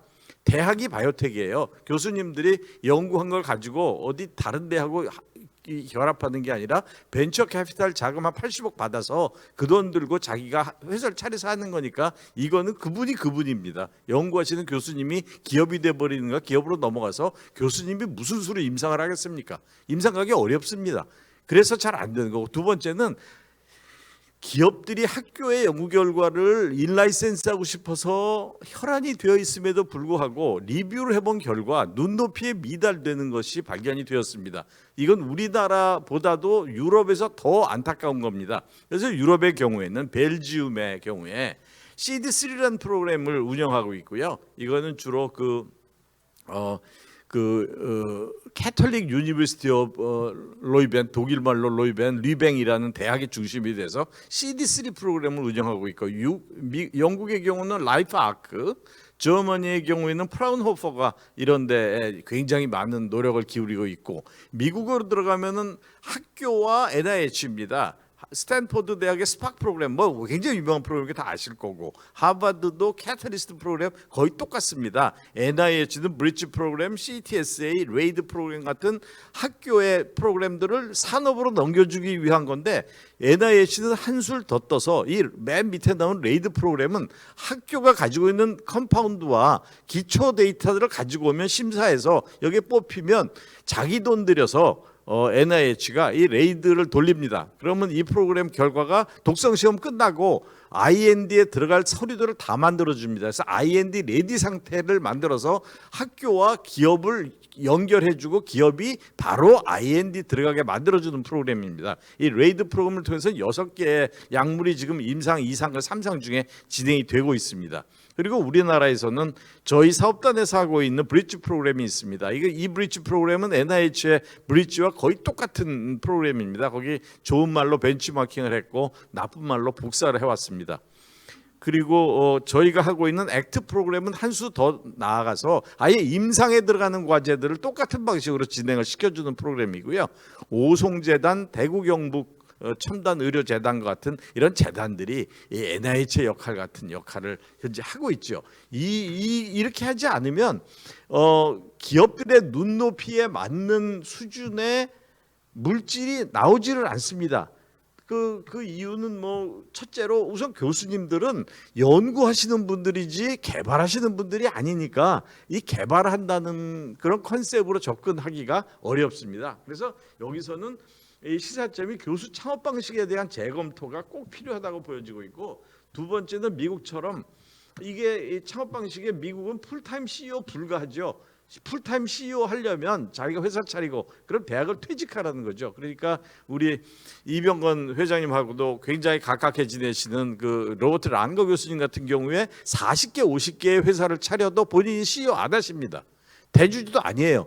본인은 테크놀로지를 개발하는 CTO시거든요. 이런 분들이 계속 이 테크놀로지를 기업에 공급하는 이런 역할을 맡고 계시니까 우리나라도 심각하게 고민을 해봐야 될 것입니다. 학생들을 위해서라도. 교수님은 회사 창업하고 CEO 하기 바빠서 학생들 교육 제대로 안 하시면 학생도 손해고 학교도 손해고 회사도 손해고 모두 다 손해보는 상황이 이루어질 수 있습니다.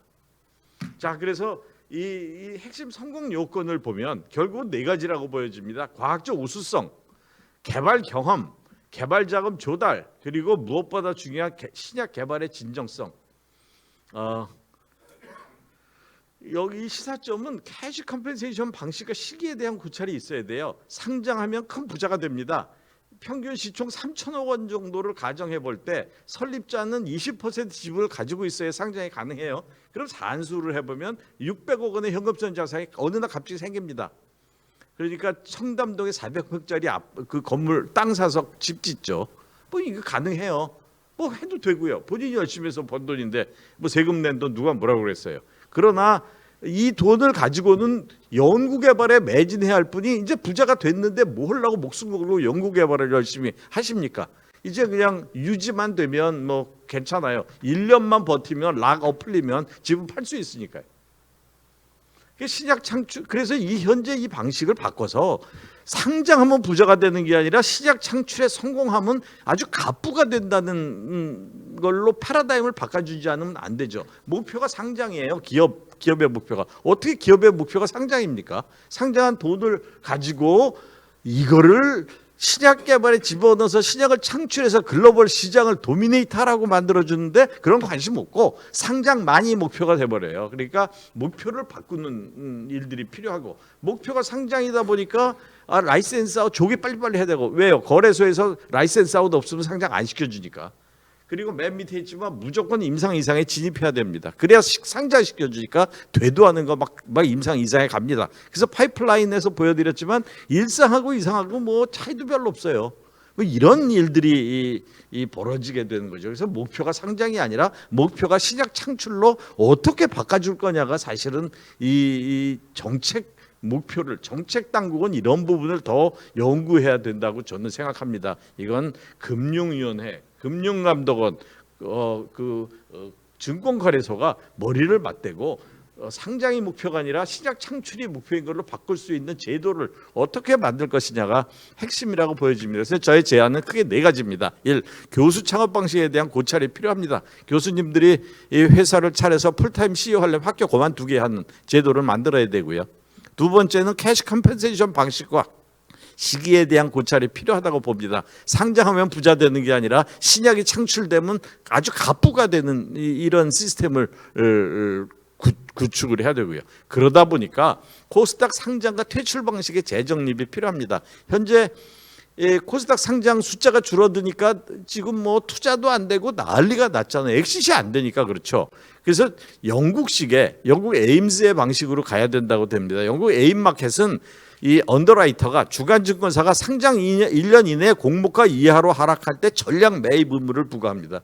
그러니까 상장할 때 그 공모 금액의 약 5 내지 8%의 수익을 보려고 했다가 아주 3천억짜리 회사를 통째로 떠안는 일이 생기는 문제가 생기니까 이 주관사들도 굉장히 신중하고 뭐 이렇습니다. 그리고 네 번째로 후기 임상을 지원하는 체제가 구축돼야 됩니다. 후기 임상을 할 수 있는 역량이 지금 부족해요. 우리나라는 해본 적도 없고 뭐 없다는 건 좀 무리가 있죠. 몇몇 회사가 성공도 했고 하고 있는데 이런 부분도 성공보다 실패한 분들이 더 많고 왜요? 삼상 갈 게 아닌데 가서 실패하는 거거든요. 이런 부분에 있어서는 이 민간이 리스크 회피하는 걸 감안을 해서 정부가 공공 지원 시스템을 구축해서 뭐 예를 들면 메가 펀드가 임상 3상을 진행하는 것에 일정 비율을 투자해 주는 거죠. 투자입니다.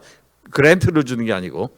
그래서 정부가 메가 펀드 추진 계획이 지금 있고 뭐 추진되고 있는데 빨리 실현을 해서 임상 3상을 하려는 기업들에게 이런 그 용감하게 할 수 있는, 너 혼자 아니다, 우리가 밀어줄게, 800억쯤 들어갔는데 정부가 한 300억을 투자를 해줄게, 뭐 성공하면 돈 갈라 먹는 거고 실패하면 300억 없어지는 거고 뭐 이런 방식의 그 투자가 꼭 필요하다고 봅니다. 그래서 이 네 가지의 제안을 드림으로 해서 저는 우리나라에 더 많은 이 에셋들이 이 진도가 더 나가고 임상 2상 3상을 해서 글로벌 시장에 런칭하는 것을 보는 날이 이제 머지않아 2, 3년 내로 우리가 볼 수 있게 될 거라 믿어 의심치 않습니다. 감사합니다. 현상 단장님 감사합니다. 그 기술 그 R&D 공급 관점을 공급 전체에서 어떤 경쟁력을 확보해야 되는지에 대해서 굉장히 자세한 정책 제안도 해주셨습니다. 그러면 다음은 이제 기업 이야기를 들어보겠습니다. 기업의 대표라고 할 수 있는데요. 이병건 GI 이노베이션 회장님을 모시겠습니다. 이병건 회장님께서는 녹십자에 계셨습니다. 녹십자 대표이사 역임하셨고요. SCM 생명과학 대표이사도 역임하셨습니다. 그리고 한국 바이오협회 이사장 역임하셨고요. 현재는 GI 이노베이션 회장을 맡고 계시고 국제 백신 연구소 한국 후원회 이사장을 맡고 계십니다. 그러면 이병건 회장님 부탁드립니다.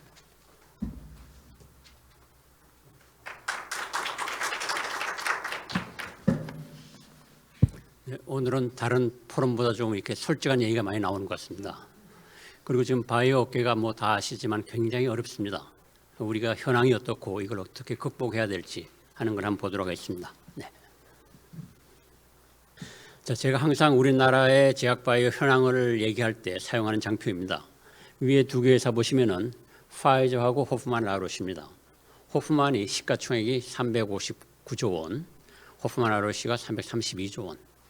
그리고 매출액이 화이저가 작년에 이 코로나 백신 덕분에 엄청 뛰었습니다. 104조 원의 매출이고요. 호프만 라로시는 80조 원입니다. 연구비를 화이저가 17.7조 원, 호프만 라로시가 18조 원을 쓰고 있습니다. 그리고 나고도 순이익이 28조 19조를 내는 거죠. 어마어마합니다. 우리나라에서 가장 대표적인 유한양행 보시면은 시가총액이 지금 4.1조 원, 매출액이 1.7조 원, 연구비 1,350억 원, 순이익 1,100억 원입니다. 자, 이 그림을 봤을 때 지금 우리나라의 큰 기업보다 저 기업들은 거의 50배에서 100배가 다 커요. 우리나라 제약 바이오 기업의 전체 연구 개발비를 다 합치면은 1년에 3조에서 4조를 씁니다. 그런데 이건 한 기업이 여태까지 우리 얘기할 때는 보통 10조 내외를 쓴다고 그랬는데 지난번 코로나를 겪으면서 이렇게 18조, 19조를 갑니다. 그러니까 이건 경쟁이 안 되는 거죠. 어찌 보면은.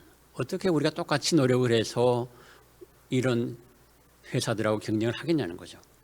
그래서 사실은 2009년 말에 우리나라가 잘할 수 있는 분야가 뭐냐 해서 나온 것이 산재에서 뽑은 바이오시밀러 쪽이었습니다.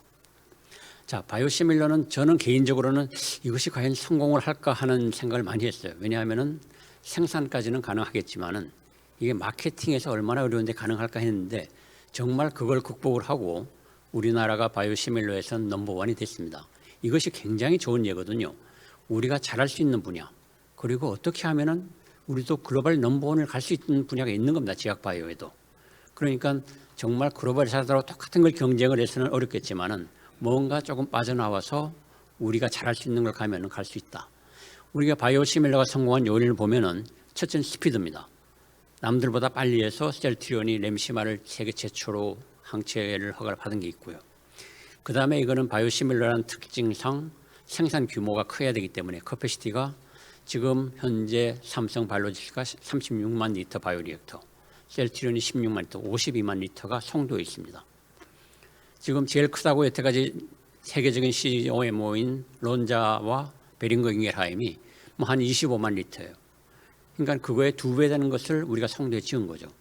그래서 이런 경험은 우리가 바이오 시밀러 외에 향후 우리가 바이오 신약을 갈 때도 굉장한 도움이 되는 겁니다. 여기 지금 있는 인력이라든지 미국, 유럽 허가받은 경험이라든지 이런 것들이 굉장히 도움이 될 거고요. 그런데 제가 보는 거는 마지막은 결국은 펀딩입니다. 여기에 조 단위의 돈이 들어가서 우리가 바이오 시밀러 간 거지, 비슷한 시기에 2009년도에 또 하나 우리 정부에서 우리가 경쟁력 있는 분야라고 잡은 것이 세포치료제였어요. 그래서 그때에 이제 식약처의 심사위원도 늘리고 해서 2011년, 12년에 우리나라 기업이 줄기세포 쪽으로는 세계에서 첫 번째, 두 번째, 세 번째 제품을 허가를 받았습니다. 그런데도 불구하고 그거는 지금 아무 역할을 못하고 있어요. 왜냐하면은 그 조그만 바이오 기업들이 돈이 없으니까 국내에서 조그맣게 해서 임상 허가를 받고 글로벌 시장을 나가지 못한 겁니다. 만일 그 당시에 조 단위의 돈이 거기에 들어갔다 그러면은 이건 또 완전히 다른 얘기가 됩니다. 그래서 바이오 제약 산업은 길게 봐야 되는 산업이기 때문에 결국은 제가 보는 거는 사람하고 돈입니다. 사람이 성실하고 진실될 사람이면은 그 사람은 하다가 임상이 실패할 수는 있지만은 계속 돈을 대주면 뭔가를 만들어내요. 그래서 그런 것과 돈이 충분히 돼야 되는데 우리나라의 지금 돈을 한번 보겠습니다. 우리가 항상 얘기하는 것이 가장 대표적인 바이오벤처가 성공한 게 길리아드 사이언스입니다. 이 회사를 자세히 보시면은 페이스 1, 페이스 2, 페이스 3를 갈라놨는데요. 페이스 1이 87년부터 10년간 96년까지입니다. 스타트입니다. 시총이 이때 1조였고요. 이때는 다행히 이 회사가 타미플루라는 것을 러시아에 라이선스 아웃해서 그나마 조금씩 커가고 있었어요. 이때는 기술 수치입니다. 우리 지금 한국의 바이오 같은 메어들이죠. 페이스 2가 97년부터 2008년까지입니다. 이때 시총이 60조가 됩니다. 이때 한 거는 R&D에서 BD와 CD로 가서 첫 HIV 치료제인 비리아드를 출시를 하고 이거를 직접 마케팅을 합니다. 그런데 그것을 마케팅할 수 있는 큰 이유 중에 하나가 99년에 유럽에 있는 넥스트라는 회사를 인수합니다. 그걸 5억 불나 되는 돈에 인수를 하고요. 이래서 유럽 판매망을 확보를 합니다. 그 다음에 페이스 3를 보시면은 2009년부터 22년까지 이제 지금 시총이 한 90조 정도 되는 회사죠. 여기서는 마케팅 외에 그 다음에 M&A로 들어갑니다. 이제는. 그래서 가장 대표적인 제품인 소발디를 들여올 때 파마셋을 11빌리언, 약 13조에 이 회사를 인수합니다. 이때는 말이 많죠. 13조나 들여가지고 저걸 인수할 가치가 있는 거냐. 그렇지만 이거는 적극적인 성공이었습니다. 이렇게 13조를 들여서 M&A를 할 수 있는 자금력이 있어야 되는데 우리나라는 제일 큰 기업의 매출액이 1.5조니까 이거는 우리가 참 따라하기 힘든 거죠. 그래서 지금 우리는 항상 우리나라의 모든 바이오벤처는 지금 길리아드의 페이스 1 스타트입니다. 그냥 우리는 기술 수출하고 하는 정도인데 여기서 어떻게 페이스 2, 페이스 3 갈 수 있느냐. 그러려면은 마케팅 능력을 갖춰야 되고요. 그다음에 M&A를 하고 해야 됩니다. 저는 적극적으로 미국 유럽 회사들 M&A가 필요하다고 봅니다. 그러면 결국 자금인데 그 자금이 이제 어떻게 우리가 가져오냐가 키가 되겠습니다. 한국과 미국의 창업 환경을 비교해 보면은 조금 전에 우리 묵현상 단장이 얘기했듯이 한국의 창업 보면은 그냥 이제 교수님 창업이나 아니면 이제 용수 창업이에요. 그랬을 때 그냥 기술 좋으면은 투자를 해주는데 초기 단계 엔젤이나 시드 A에서 투자를 해줍니다. 그러고는 거기에 탤런트나 스트래티지는 결국은 창업자 교수분이든 그분들 개인한테 달려 있는 거예요. 그러다 보니까 분야별 전문 인력이 필요하고 글로벌하게 할 수 있는 BD라든지 CD, 임상에 대한 전략이 부족합니다. 그래서 이것이 체계화돼야 되는데 그것이 그렇지 못하다. 한국의 지금 모든 바이오벤처가 아까 1,500개, 2,000개 있지만은 다 부분 조각으로 조그만 기술 하나 가지고 시작하는 거기 때문에 그것이 정말 글로벌에서 인정될 만한 기술인지는 다시 한번 검토가 돼야 되고요.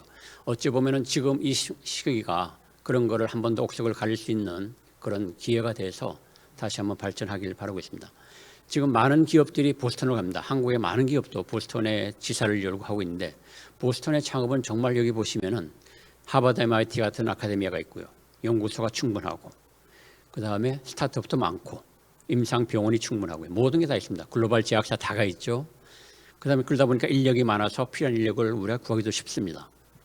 제일 중요한 거는 이 바이오 벤처입니다. 바이오 벤처 플래그십. 저게 이제 모더나의 기획 창업을 시켜준 회사인데 저런 회사들이 지금은 투자를 5 빌리언, 6 빌리언 달러 투자 펀드를 만들어 삽니다. 그래서 정말 좋은 기술이 있으면은 아예 기획 창업으로 해서 몰고 가기 때문에 저것이 되는 거고요. 그다음에 아까 많이 나온 엑시트 플랜이 이거 여기저기 M&A뿐 아니라 스펙 합병, IPO 다양한 거죠. 그래서 미국 보스턴에서는 저렇게 인력이 있고 돈이 있고 전략이 있으니까 그걸 기획 창업을 하면 돈만 있으면 갈 수 있는 거예요. 그러니까 우리나라에도 이제 점점 바이오 벤처들이 좋은 기술이 많이 나옵니다. 그래서 그거를 가령 보스턴에 가져가서 돈만 있으면은 저 트랙을 태울 수가 있는 거고 저렇게 해서 하나가 성공한 게 나오면은 그게 우리나라의 다른 바이오 기업들한테 갈 수 있는 석세스 모델이 되기 때문에 저것을 어떻게 보여줄 수 있는가가 굉장히 큰 문제가 되겠습니다. 자, 이것도 이제 아까 이제 메가 펀드 얘기 나오고 임상이 3상 나왔습니다만 한국과 미국의 레이트 스테이지 펀딩을 비교해 보면은 한국은 거의 시드 단계나 시리즈 A에 투자를 많이 해요. 여기 보시면은 미국과 비교해서 뭐 시리즈 A 같은 거는 굉장히 많이 투자를 합니다. 그런데 중요한 거는 이것이 이제 글로벌 기업이 가고 글로벌 시장을 가려면은 시리즈 C나 레이트 스테이지에 돈이 많이 필요할 때 투자를 해야 되는데 여기 보시면은 한국은 거의 레이트 스테이지에 있는 돈이 들어간 게 별로 없습니다. 상대적으로 적어요. 시리즈 A에 비해서.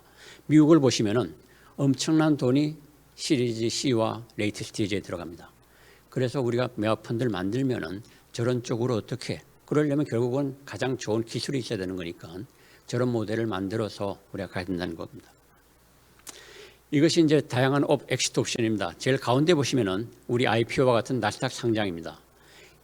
21년도에 헬스케어 섹터가 가장 많이 150개가 상장이 됩니다. 그리고 29 빌리언 달러인데 지금 왼쪽에 M&A를 보시면은 M&A 딜수는 150개의 15배인 2,400개입니다. 그리고 그 금액도 29 빌리언 달러가 아니라 500 빌리언 달러예요. 엄청난 돈이 M&A에 있고 거의 모든 엑시트는 M&A를 통해서 번다고 보면 맞습니다.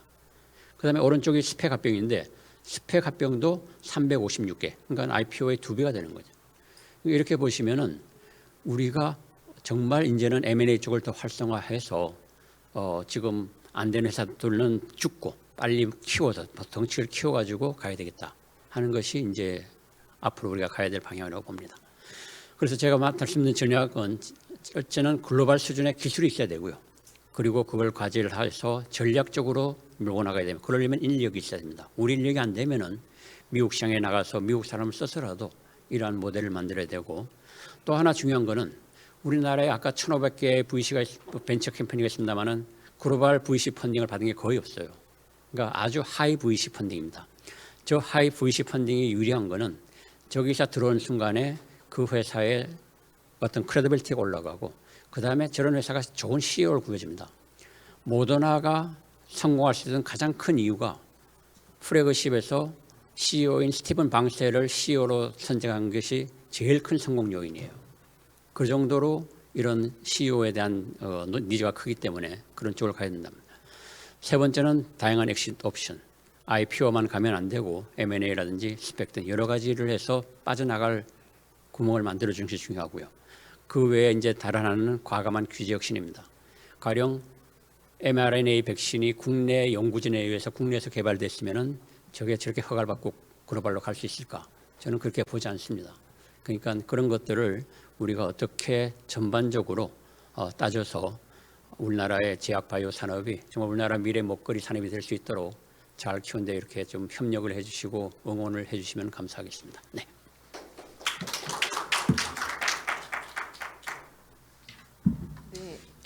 이병건 회장님 감사합니다.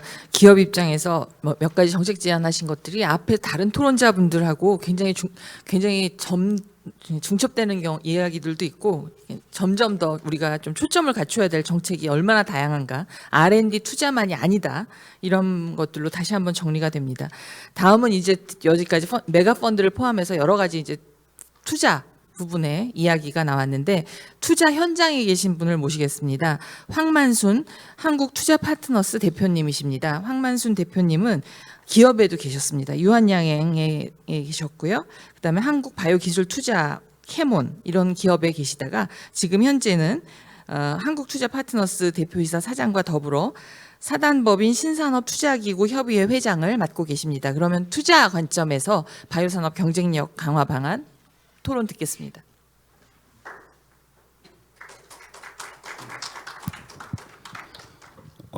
예, 안녕하세요. 저 한국투자파트너스 황만순입니다. 제가 진행자는 아닌데 시간이 좀 늦어지고 있는 것 같아서 걱정이 좀 돼가지고 조금 빠른 속도로 한번 해보도록 하겠습니다. 사실은 이제 앞에서 우리 이관순 부회장님 포함해서 뭐 중요한 얘기들 다 해주셔가지고 제가 뭐 덧붙일 말이 많지는 않은데, 제가 이제 우리가 자본시장, 우리 돈놀이판에 있기 때문에 조금 더 이렇게 그냥 구체적 적나라한 얘기도 조금 더 드려보도록 하겠습니다. 전 세계가 창업을 많이 권하고 있고 어쩔 수 없이 할 수밖에 없습니다. 일자리 창출 등등의 이유로 우리나라에서 그래서 바이오벤처 기업들이 많이 했습니다. 2016년에 특히 바이오벤처 기업들 많이 생겼는데 2015년에 한미약품들이 활약을 하는 바람에 더 많이 만들어졌다고 저는 해석을 하고 있습니다. 기술 이전들 많이 되고 있습니다. 제약사들 기술 이전들도 많이 하고 있는데, 저는 뭐 제가 주로 투자하는 대상들이 바이오벤처라서 뭐 ABL 바이오, 레고캠, 알테오젠, 티움바 이런 회사들이 이제 기술 이전 많이 했고, 특히 ABL 바이오가 올해 초에 한 900억 정도의 현금을 이제 계약금을 받았는데, 저희 한 20년 전에는 계약금 10억 받고 이랬었잖아요. 그래서 뭔가 뭐 잘 되고 있다는 생각을 하고입니다. 여기 계신 분들은 이제 바이오 산업의 현장에 계신 분들인데, 저한테 누군가가 대한민국 바이오 산업의 역사에서 가장 중요한 순간이 언제냐라고 물으면 저는 2005년도라고 얘기를 합니다. 그게 뭐냐면 한국 거래소에서 기술성 평가 제도라는 것을 만들어서 민간 자금들이 투입되게 한 하이기 때문에 저는 그렇게 생각했습니다. 그래서 그 이후로 실제로 뭐 상장들이 많이 됐습니다. 많이 됐는데 최근 2020년, 21년 들어서는 조금씩 좀 줄어드는 그런 것들이 있습니다. 그런데 이제 최근에 뭐 그런 얘기들 많이 하고 있어요. 뭐 한국 거래소가 뭐 기준을 강화해서 상장이 안 되고 있다, 뭐 이런 얘기들도 하고 있는데, 어쨌든 대한민국에서 코스닥 상장은 굉장히 중요하다라는 거고요. 우리 중국 얘기 아까 잠깐 하셨었는데, 중국에서 뭐 커창판도 있고 홍콩 제도 이런 거 있잖아요. 그거 7년쯤 전에 중국 분들이 한국 거 와서 한국 거래소 거 베껴간 겁니다. 이제 베껴 갔는데 더 잘하니까 약간 좀 그렇긴 한데, 어쨌든 우리 거 베낀 거다. VC의 제약바이오 산업 투자 현황입니다.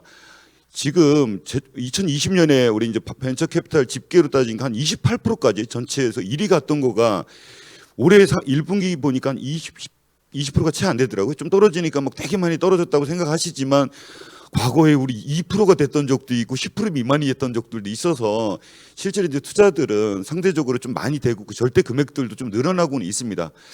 우리가 미국이 ICT가 늘 이제 제일 1위고, 그다음에 이제 우리가 얘기하는 바이오가 2위인데, 미국은 퍼센트가 대충 한 20% 중반대, 22% 정도 이렇게 늘 지난 20년 동안 그래 왔거든요. 그래서 우리가 그렇게 뭔가 적지 않다라는 거고, 희망적인 관점에서 하나 말씀드리면, 벤처 캐피탈은요 투자할 때 내년이나 내후년 보고 투자하지 않거든요. 3년, 5년 이후를 보고 투자하는 거라서, 여전히 벤처 캐피탈들은 우리나라의 바이오 산업의 3년, 5년 후를 믿고 있다, 그리고 투자를 하고 있다라는 거고요.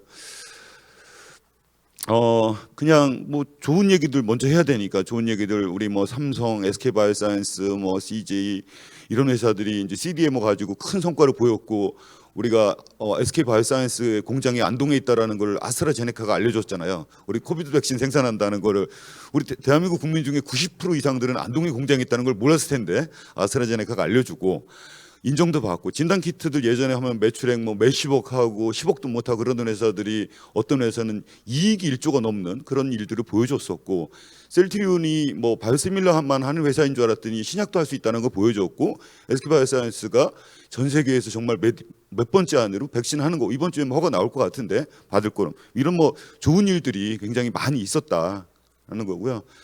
다만 이제 뭐 최근에 투자 트렌드들, 투자 잘 못 받고 있고 코스닥 상장은 왜 안 되냐, 그게 글로벌 위기 때문이냐 뭐냐, 식약처는 왜 자꾸 규제를 하냐, 뭐 그리고 바이오벤처가 한 2,000개가 생겼다는데 조금씩 생산을 해야지 임상도 하고 개실험도 하고 할 텐데 생산할 데가 없다.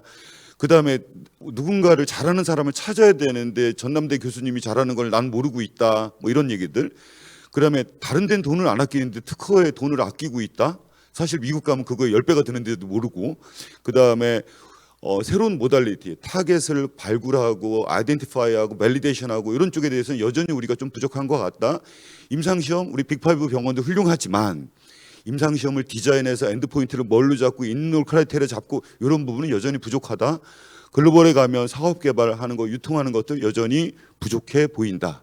그래서 코스닥 시장 활성화하는 거에 있어서 정부와 한국거래소 그리고 우리 국민들이 좀 믿어줬으면 좋겠다. 믿어줬으면 좋겠다. 그리고 특히 우리 바이오 산업 내부에 있는 분들이 옆에 회사가 잘 될 때마다 진짜 진심으로 우러나오는 큰 박수를 쳐주면서 우리 내부부터의 취업이 필요하다. 두 번째, 식약처에서 전문 인력들이 늘어나서 우리가 아까 예전에 진단 키트의 사례나 백신 사례에서 보듯이 개발 중에도 그들이 진짜 컨설턴트가 돼서 나중에 다 끝내놓고 나면 애매하고 이거 안 돼가 아니라 그래서 식약처 전문 인력 한 100명 이상 늘렸으면 좋겠다. 당장 소규모 생산 시설들 우리 이제 보면은 이것도 보니 정부에 가서 들어보니까 뭐 이게 예전에 중복 투자가 돼서 안 돼요 이러는데 사실 바이오 산업 우리 글로벌하고 전쟁하는 거 아닙니까?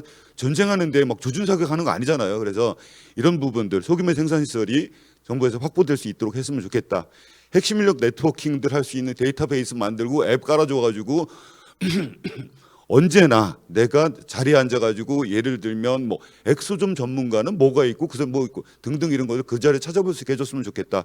그리고 우리가 부족한 것들 해외 컨설팅 뭐 백인들의 도움을 받을 수 있는 거 받아야 되니까 그런 것들을 지원해주는 제도가 좀 더 확대됐으면 좋겠다.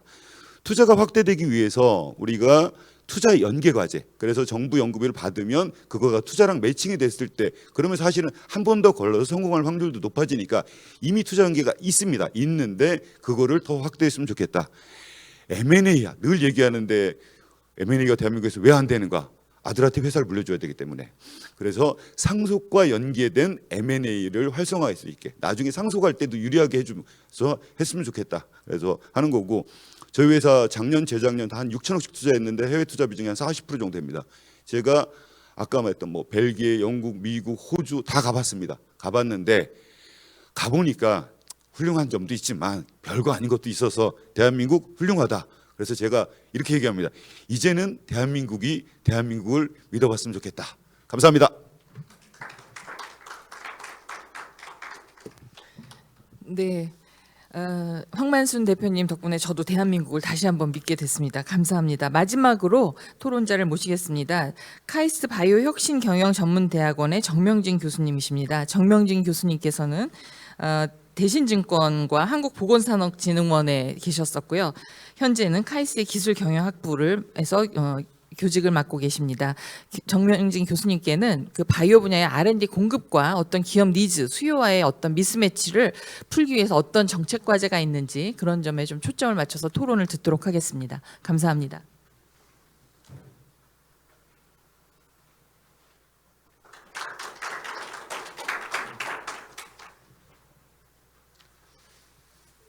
오늘 강의가 하여튼 이렇게 들어보셨지만 알겠지만 참 다양한 분들이 다양한 주제를 가지고 이야기를 해주셨고요.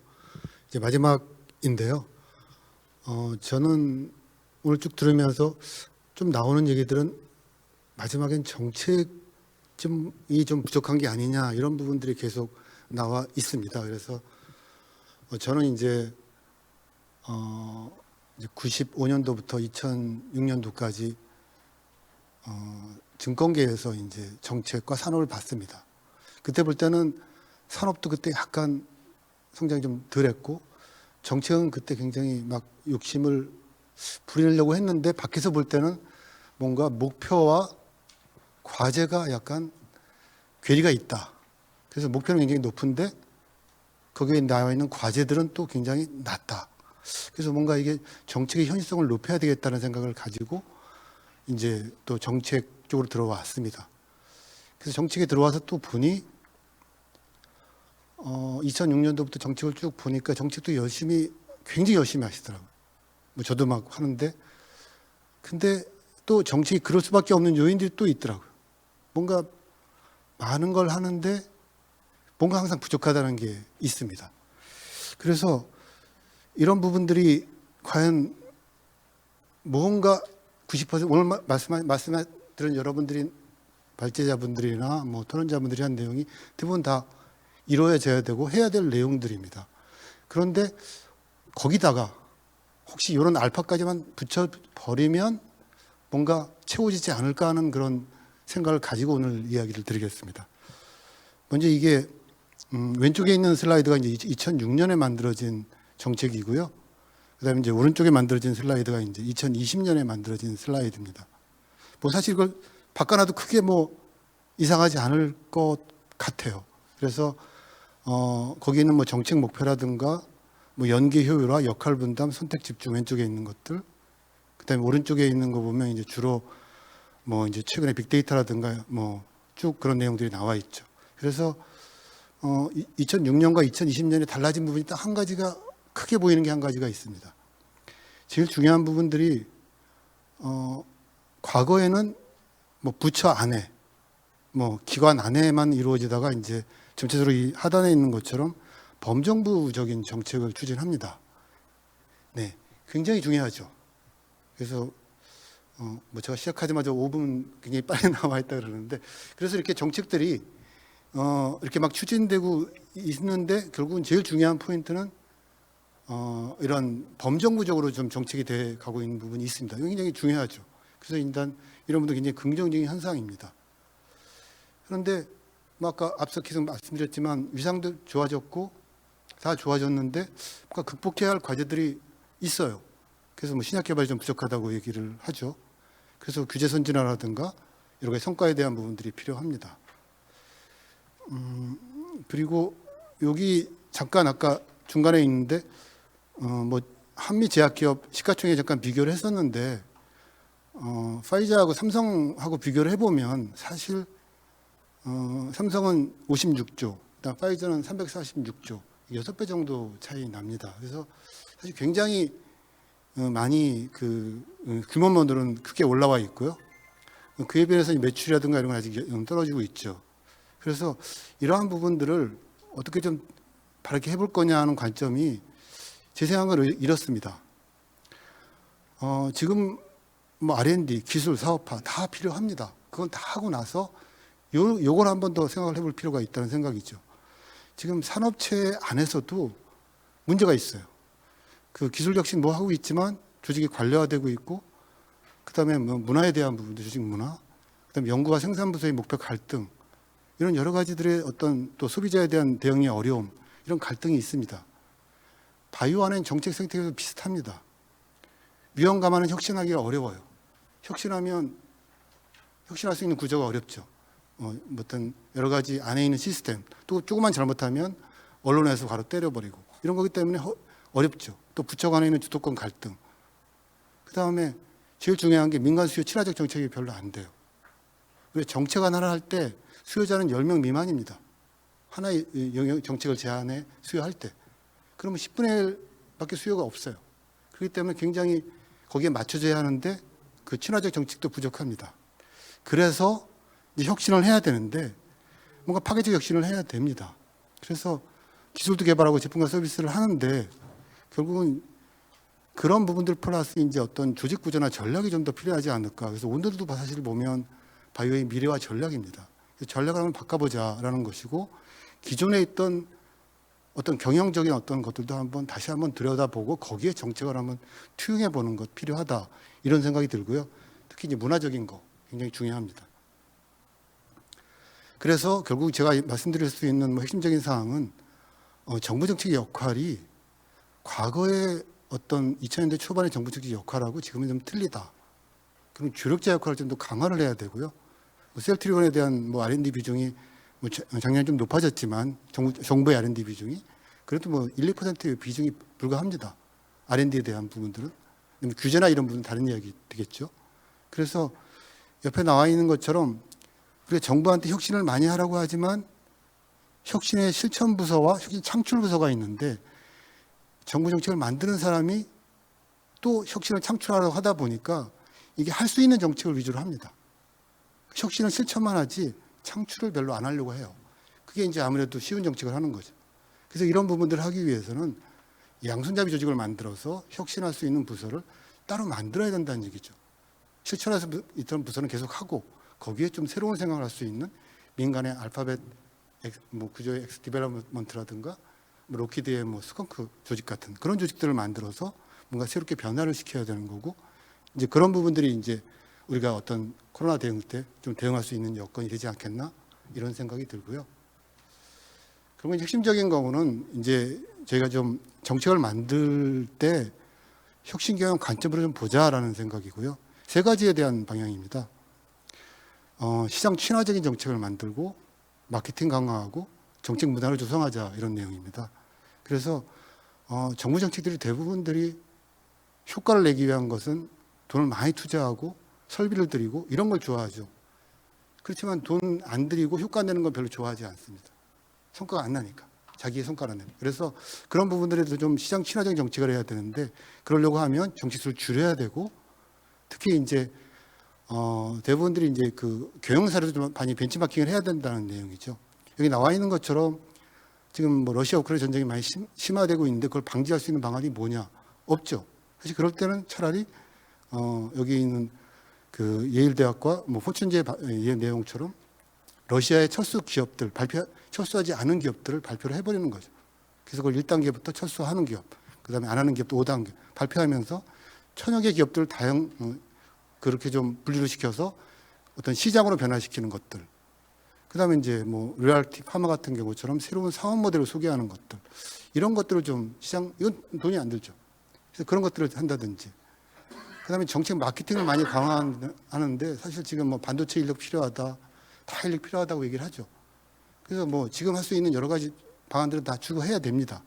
근데 더욱 중요한 거는 그런 쪽으로 가게 해야 되는데 그냥 안 가죠.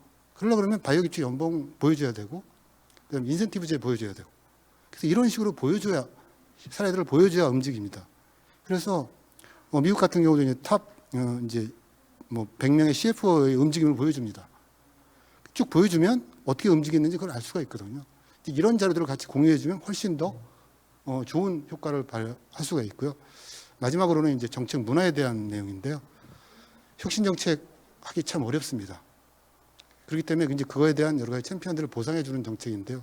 그래서 이런 것들을 좀 더 좀 이제 치중하면 지금 앞서 말씀드린 우리 발표자분들이나 뭐 토론자분들이 할 수 있는 내용들을 조금 더 구현할 수 있지 않을까라는 생각이 듭니다.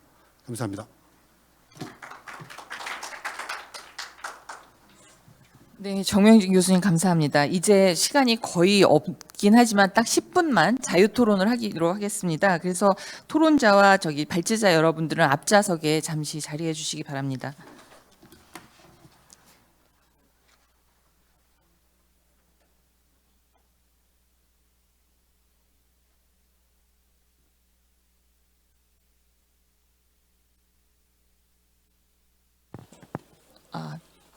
오늘 사실 굉장히 광범위한 주제를 이제 바이오 산업을 성장 동력으로 하기 위해서 어떠한 노력들을 해야 되나, 특히 다각적인 정책이 필요하고 정책 효율성이 필요하다, 뭐 엑싯 M&A라든가 여러 방면의 과제들이 도출이 됐습니다. 이것들은 다 하나하나 앞으로 우리 정부와 여러 우리 모두가 함께 풀어나가야 될 숙제라고 생각을 하는데요.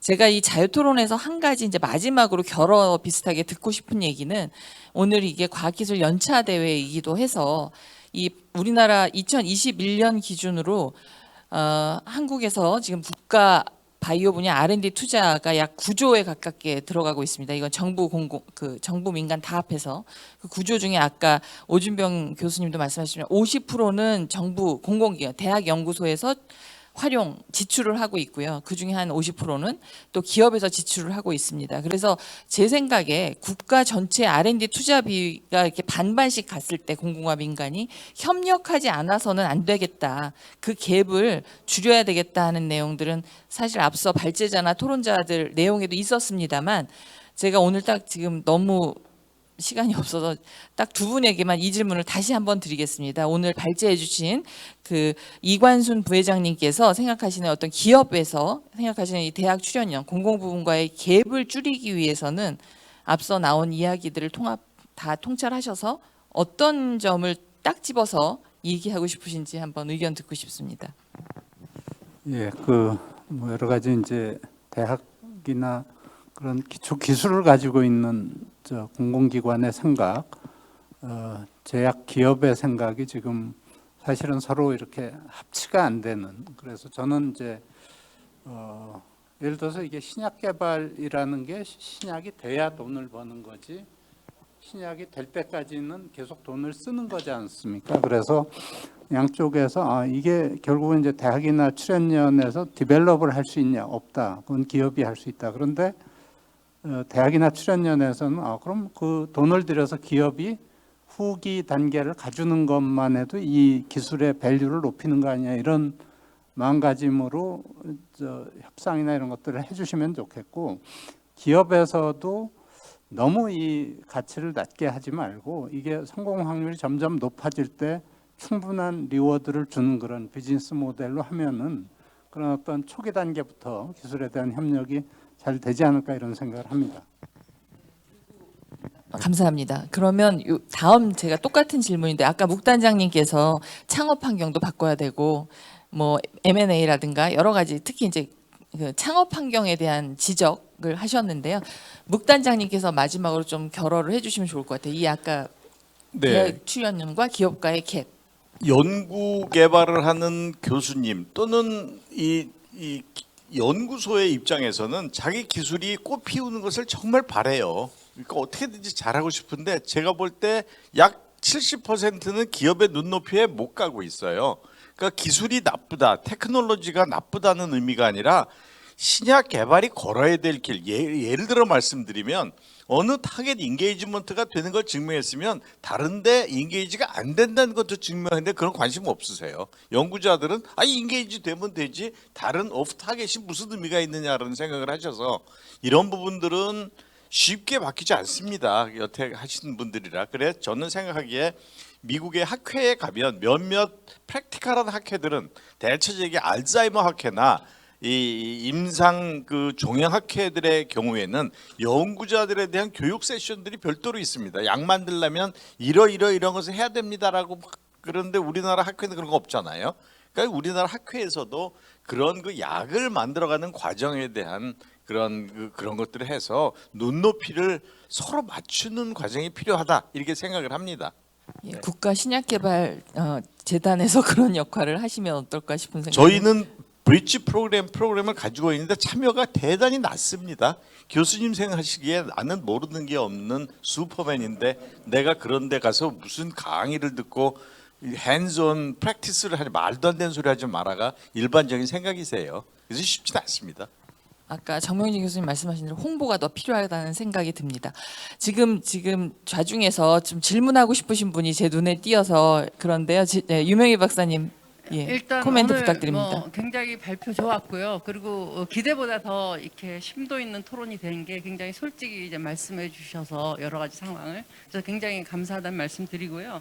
제가 짧은 답으로 할 수 있는 것 좀 문의드리겠는데요. 묵현산 당장님 아까 그 3상에 정부의 메가 펀드를 넣자고 했는데 이런 방식으로 하면 WTO 제재 어떤 거에 규제가 안 되는지, 그리고 또 한 가지 질문은 에임스 방식이라서 언더라이터한테 1년 내 공모가 이하 하락 시 전량을 매입하는 의무를 부과한다는 게 이게 진짜 이게 시장 경제에서 가능한지, 그리고 이렇게 되면 오히려 상장수가 더 제한되는 거 아닌가 하는 그게 질문이고요. 이왕 마이크 든 김에 이병건 대표님께 그러면 우리가 똑같은 창업을 하면서 한국에 있는 환경하고 보스턴을 비교를 했는데 그거 들고 보스턴 가면 되냐? 저는 사실 어떻게 보면 묵현산 단장님이 조금 전에 얘기했던 거를 조금 더 솔직히 얘기하면 과연 우리나라 대학 교수나 아니면 뭐 스타트업이 가지고 있는 사이언스의 수준이 깊이, 넓이 이런 것들이 그걸 똑같은 걸 들고 뭐 장소만 바꾼다고 될 것인가에 대해서 한번 평가를 해주시면, 물론 그런 회사도 있겠지만, 그래서 그 두 분이 굉장히 짧게 한번 답을 해주시면 좋을 것 같아요. 말씀하신 대로 기술이 그럼 글로벌에서 먹히냐가 제일 중요한 거거든요. 근데 그거는 사실 보는 눈이 우리가 실력이 딸리는 것 같아요. 그래서 저는 그런 많은 벤처나 교수님들이 이제 좋은 기술 나오면은 그 기술을 선별해서 미국으로 보내가지고요. 보스턴에 그런 걸 이벨루션 아이 회사가 있습니다. 거기에 보내서 거기서 이거는 글로벌이 되겠다 싶은 기술이 있으면 거기 회사를 만들고 펀딩을 거기 시키는 거죠. 할 만한 기술이 있겠느냐? 기술이 그러니까 정말 진정한 아까지는 묵현상 단장님이 약간 얘기하셨어요. 다른 네네. 교육도 좀 받아서 신약 개발에 뭐는 어느 정도 필요한지 알아야지 그냥 내가 한 거 이게 뭐 검증했으면 되는 거 아니냐 이렇게 얘기하는데 그러니까 그러니까 실제로 그게 초기 우리 기술이 가장 큰 문제. 예, 초기 기술이 아닌가. 글로벌 수준이 되는 게만 하면은 예. 그 다음에는 이제는 완전히 전략이에요. 개발 어떻게 하고 임상을 어떻게 하는 그것 때문에 그것도 우리가 모질이거든요. 예. 그래서 그거를 그렇죠. 그쪽에서 인력으로 보완한다는 예. 거죠. 대답을 솔직히 하여튼 조금 평가를 해달라고. 네, WTO에 대해서 말씀드리면 WTO가 제지하는 것은 그랜트로 주는 것을 제지하는 것이지 인베스트먼트로 가는 것에 대해서는 제지할 길이 없습니다. 예, 하지도 않고 있고요. 네, 에임스의 경우에는 영국에서 에임스를 지금 17년, 거의 20년째 하고 있는데 영국에서 잘 돌아가고 있습니다. 그 이유는 상장할 때 상장 밸류를 그러니까 언더라이터들이 무지 짜게 올려놔요. 그러니까 그 상장 밸류보다 밑으로 거의 안 내려가게 만들기 때문에 그런 일이 벌어져서 회사의 오너 입장에서는 억울하지만 그 투자자의 입장에서는 거의 상장된 회사들이 그 가격 밑으로 내려간 사례가 10건도 되질 않습니다. 확률로 보면 1%만. 우리나라 VC들이 또 투자를 안 할까 봐 예, 걱정이 되네요. VC들은 불만이 많죠. 네. 네, 그러면 황만순 대표께서 더 하실 말씀이 있으실 것 같으니까 딱 1분만 드릴게요. 같은 맥락에서. 예, 간단하게 아까 까먹은 거 하나. 우리가 바이오를 포함한 4차 산업혁명 관련 이런 주식들에 대해서는 공매도 이런 거에 대해서 좀 정부에서 적극적인 생각을 가졌으면 좋겠다라는 게 하나 있고요. 또 하나는 저는 이런 생각하는데 뭐 대학이든 아니면 정부 출연 연구소든 그런 데에서 일종의 이제 운영위원회 이런 거를 정기적으로 하고 그 운영위원들은 이질적인 사람들로 모아놓고 그리고 3개월에 한 번씩 했으면 그 모인 운영위원들이 회의록을 쓰는데 회의록은 프로즈 앤 컨을 다 써가지고 그것들이 그러면서 개선되는 것들을 좀 하다 보면 전반적으로 좀 수준이 높아지지 않을까 이런 생각하고 있습니다. 네, 감사합니다. 오늘 너무 심도 있는 발제와 토론이 있었다고 제가 자평합니다. 하여튼 장시간 이 자리에 함께해 주셔서 여러분께 감사드리고요. 아까 황만순 대표님 말씀하신 것처럼 대한민국을 믿어서 한국 바이오 산업, 제약 바이오 산업이 우리나라 성장 동력이 되기를 기원하면서 오늘 심포지움을 마치겠습니다. 감사합니다.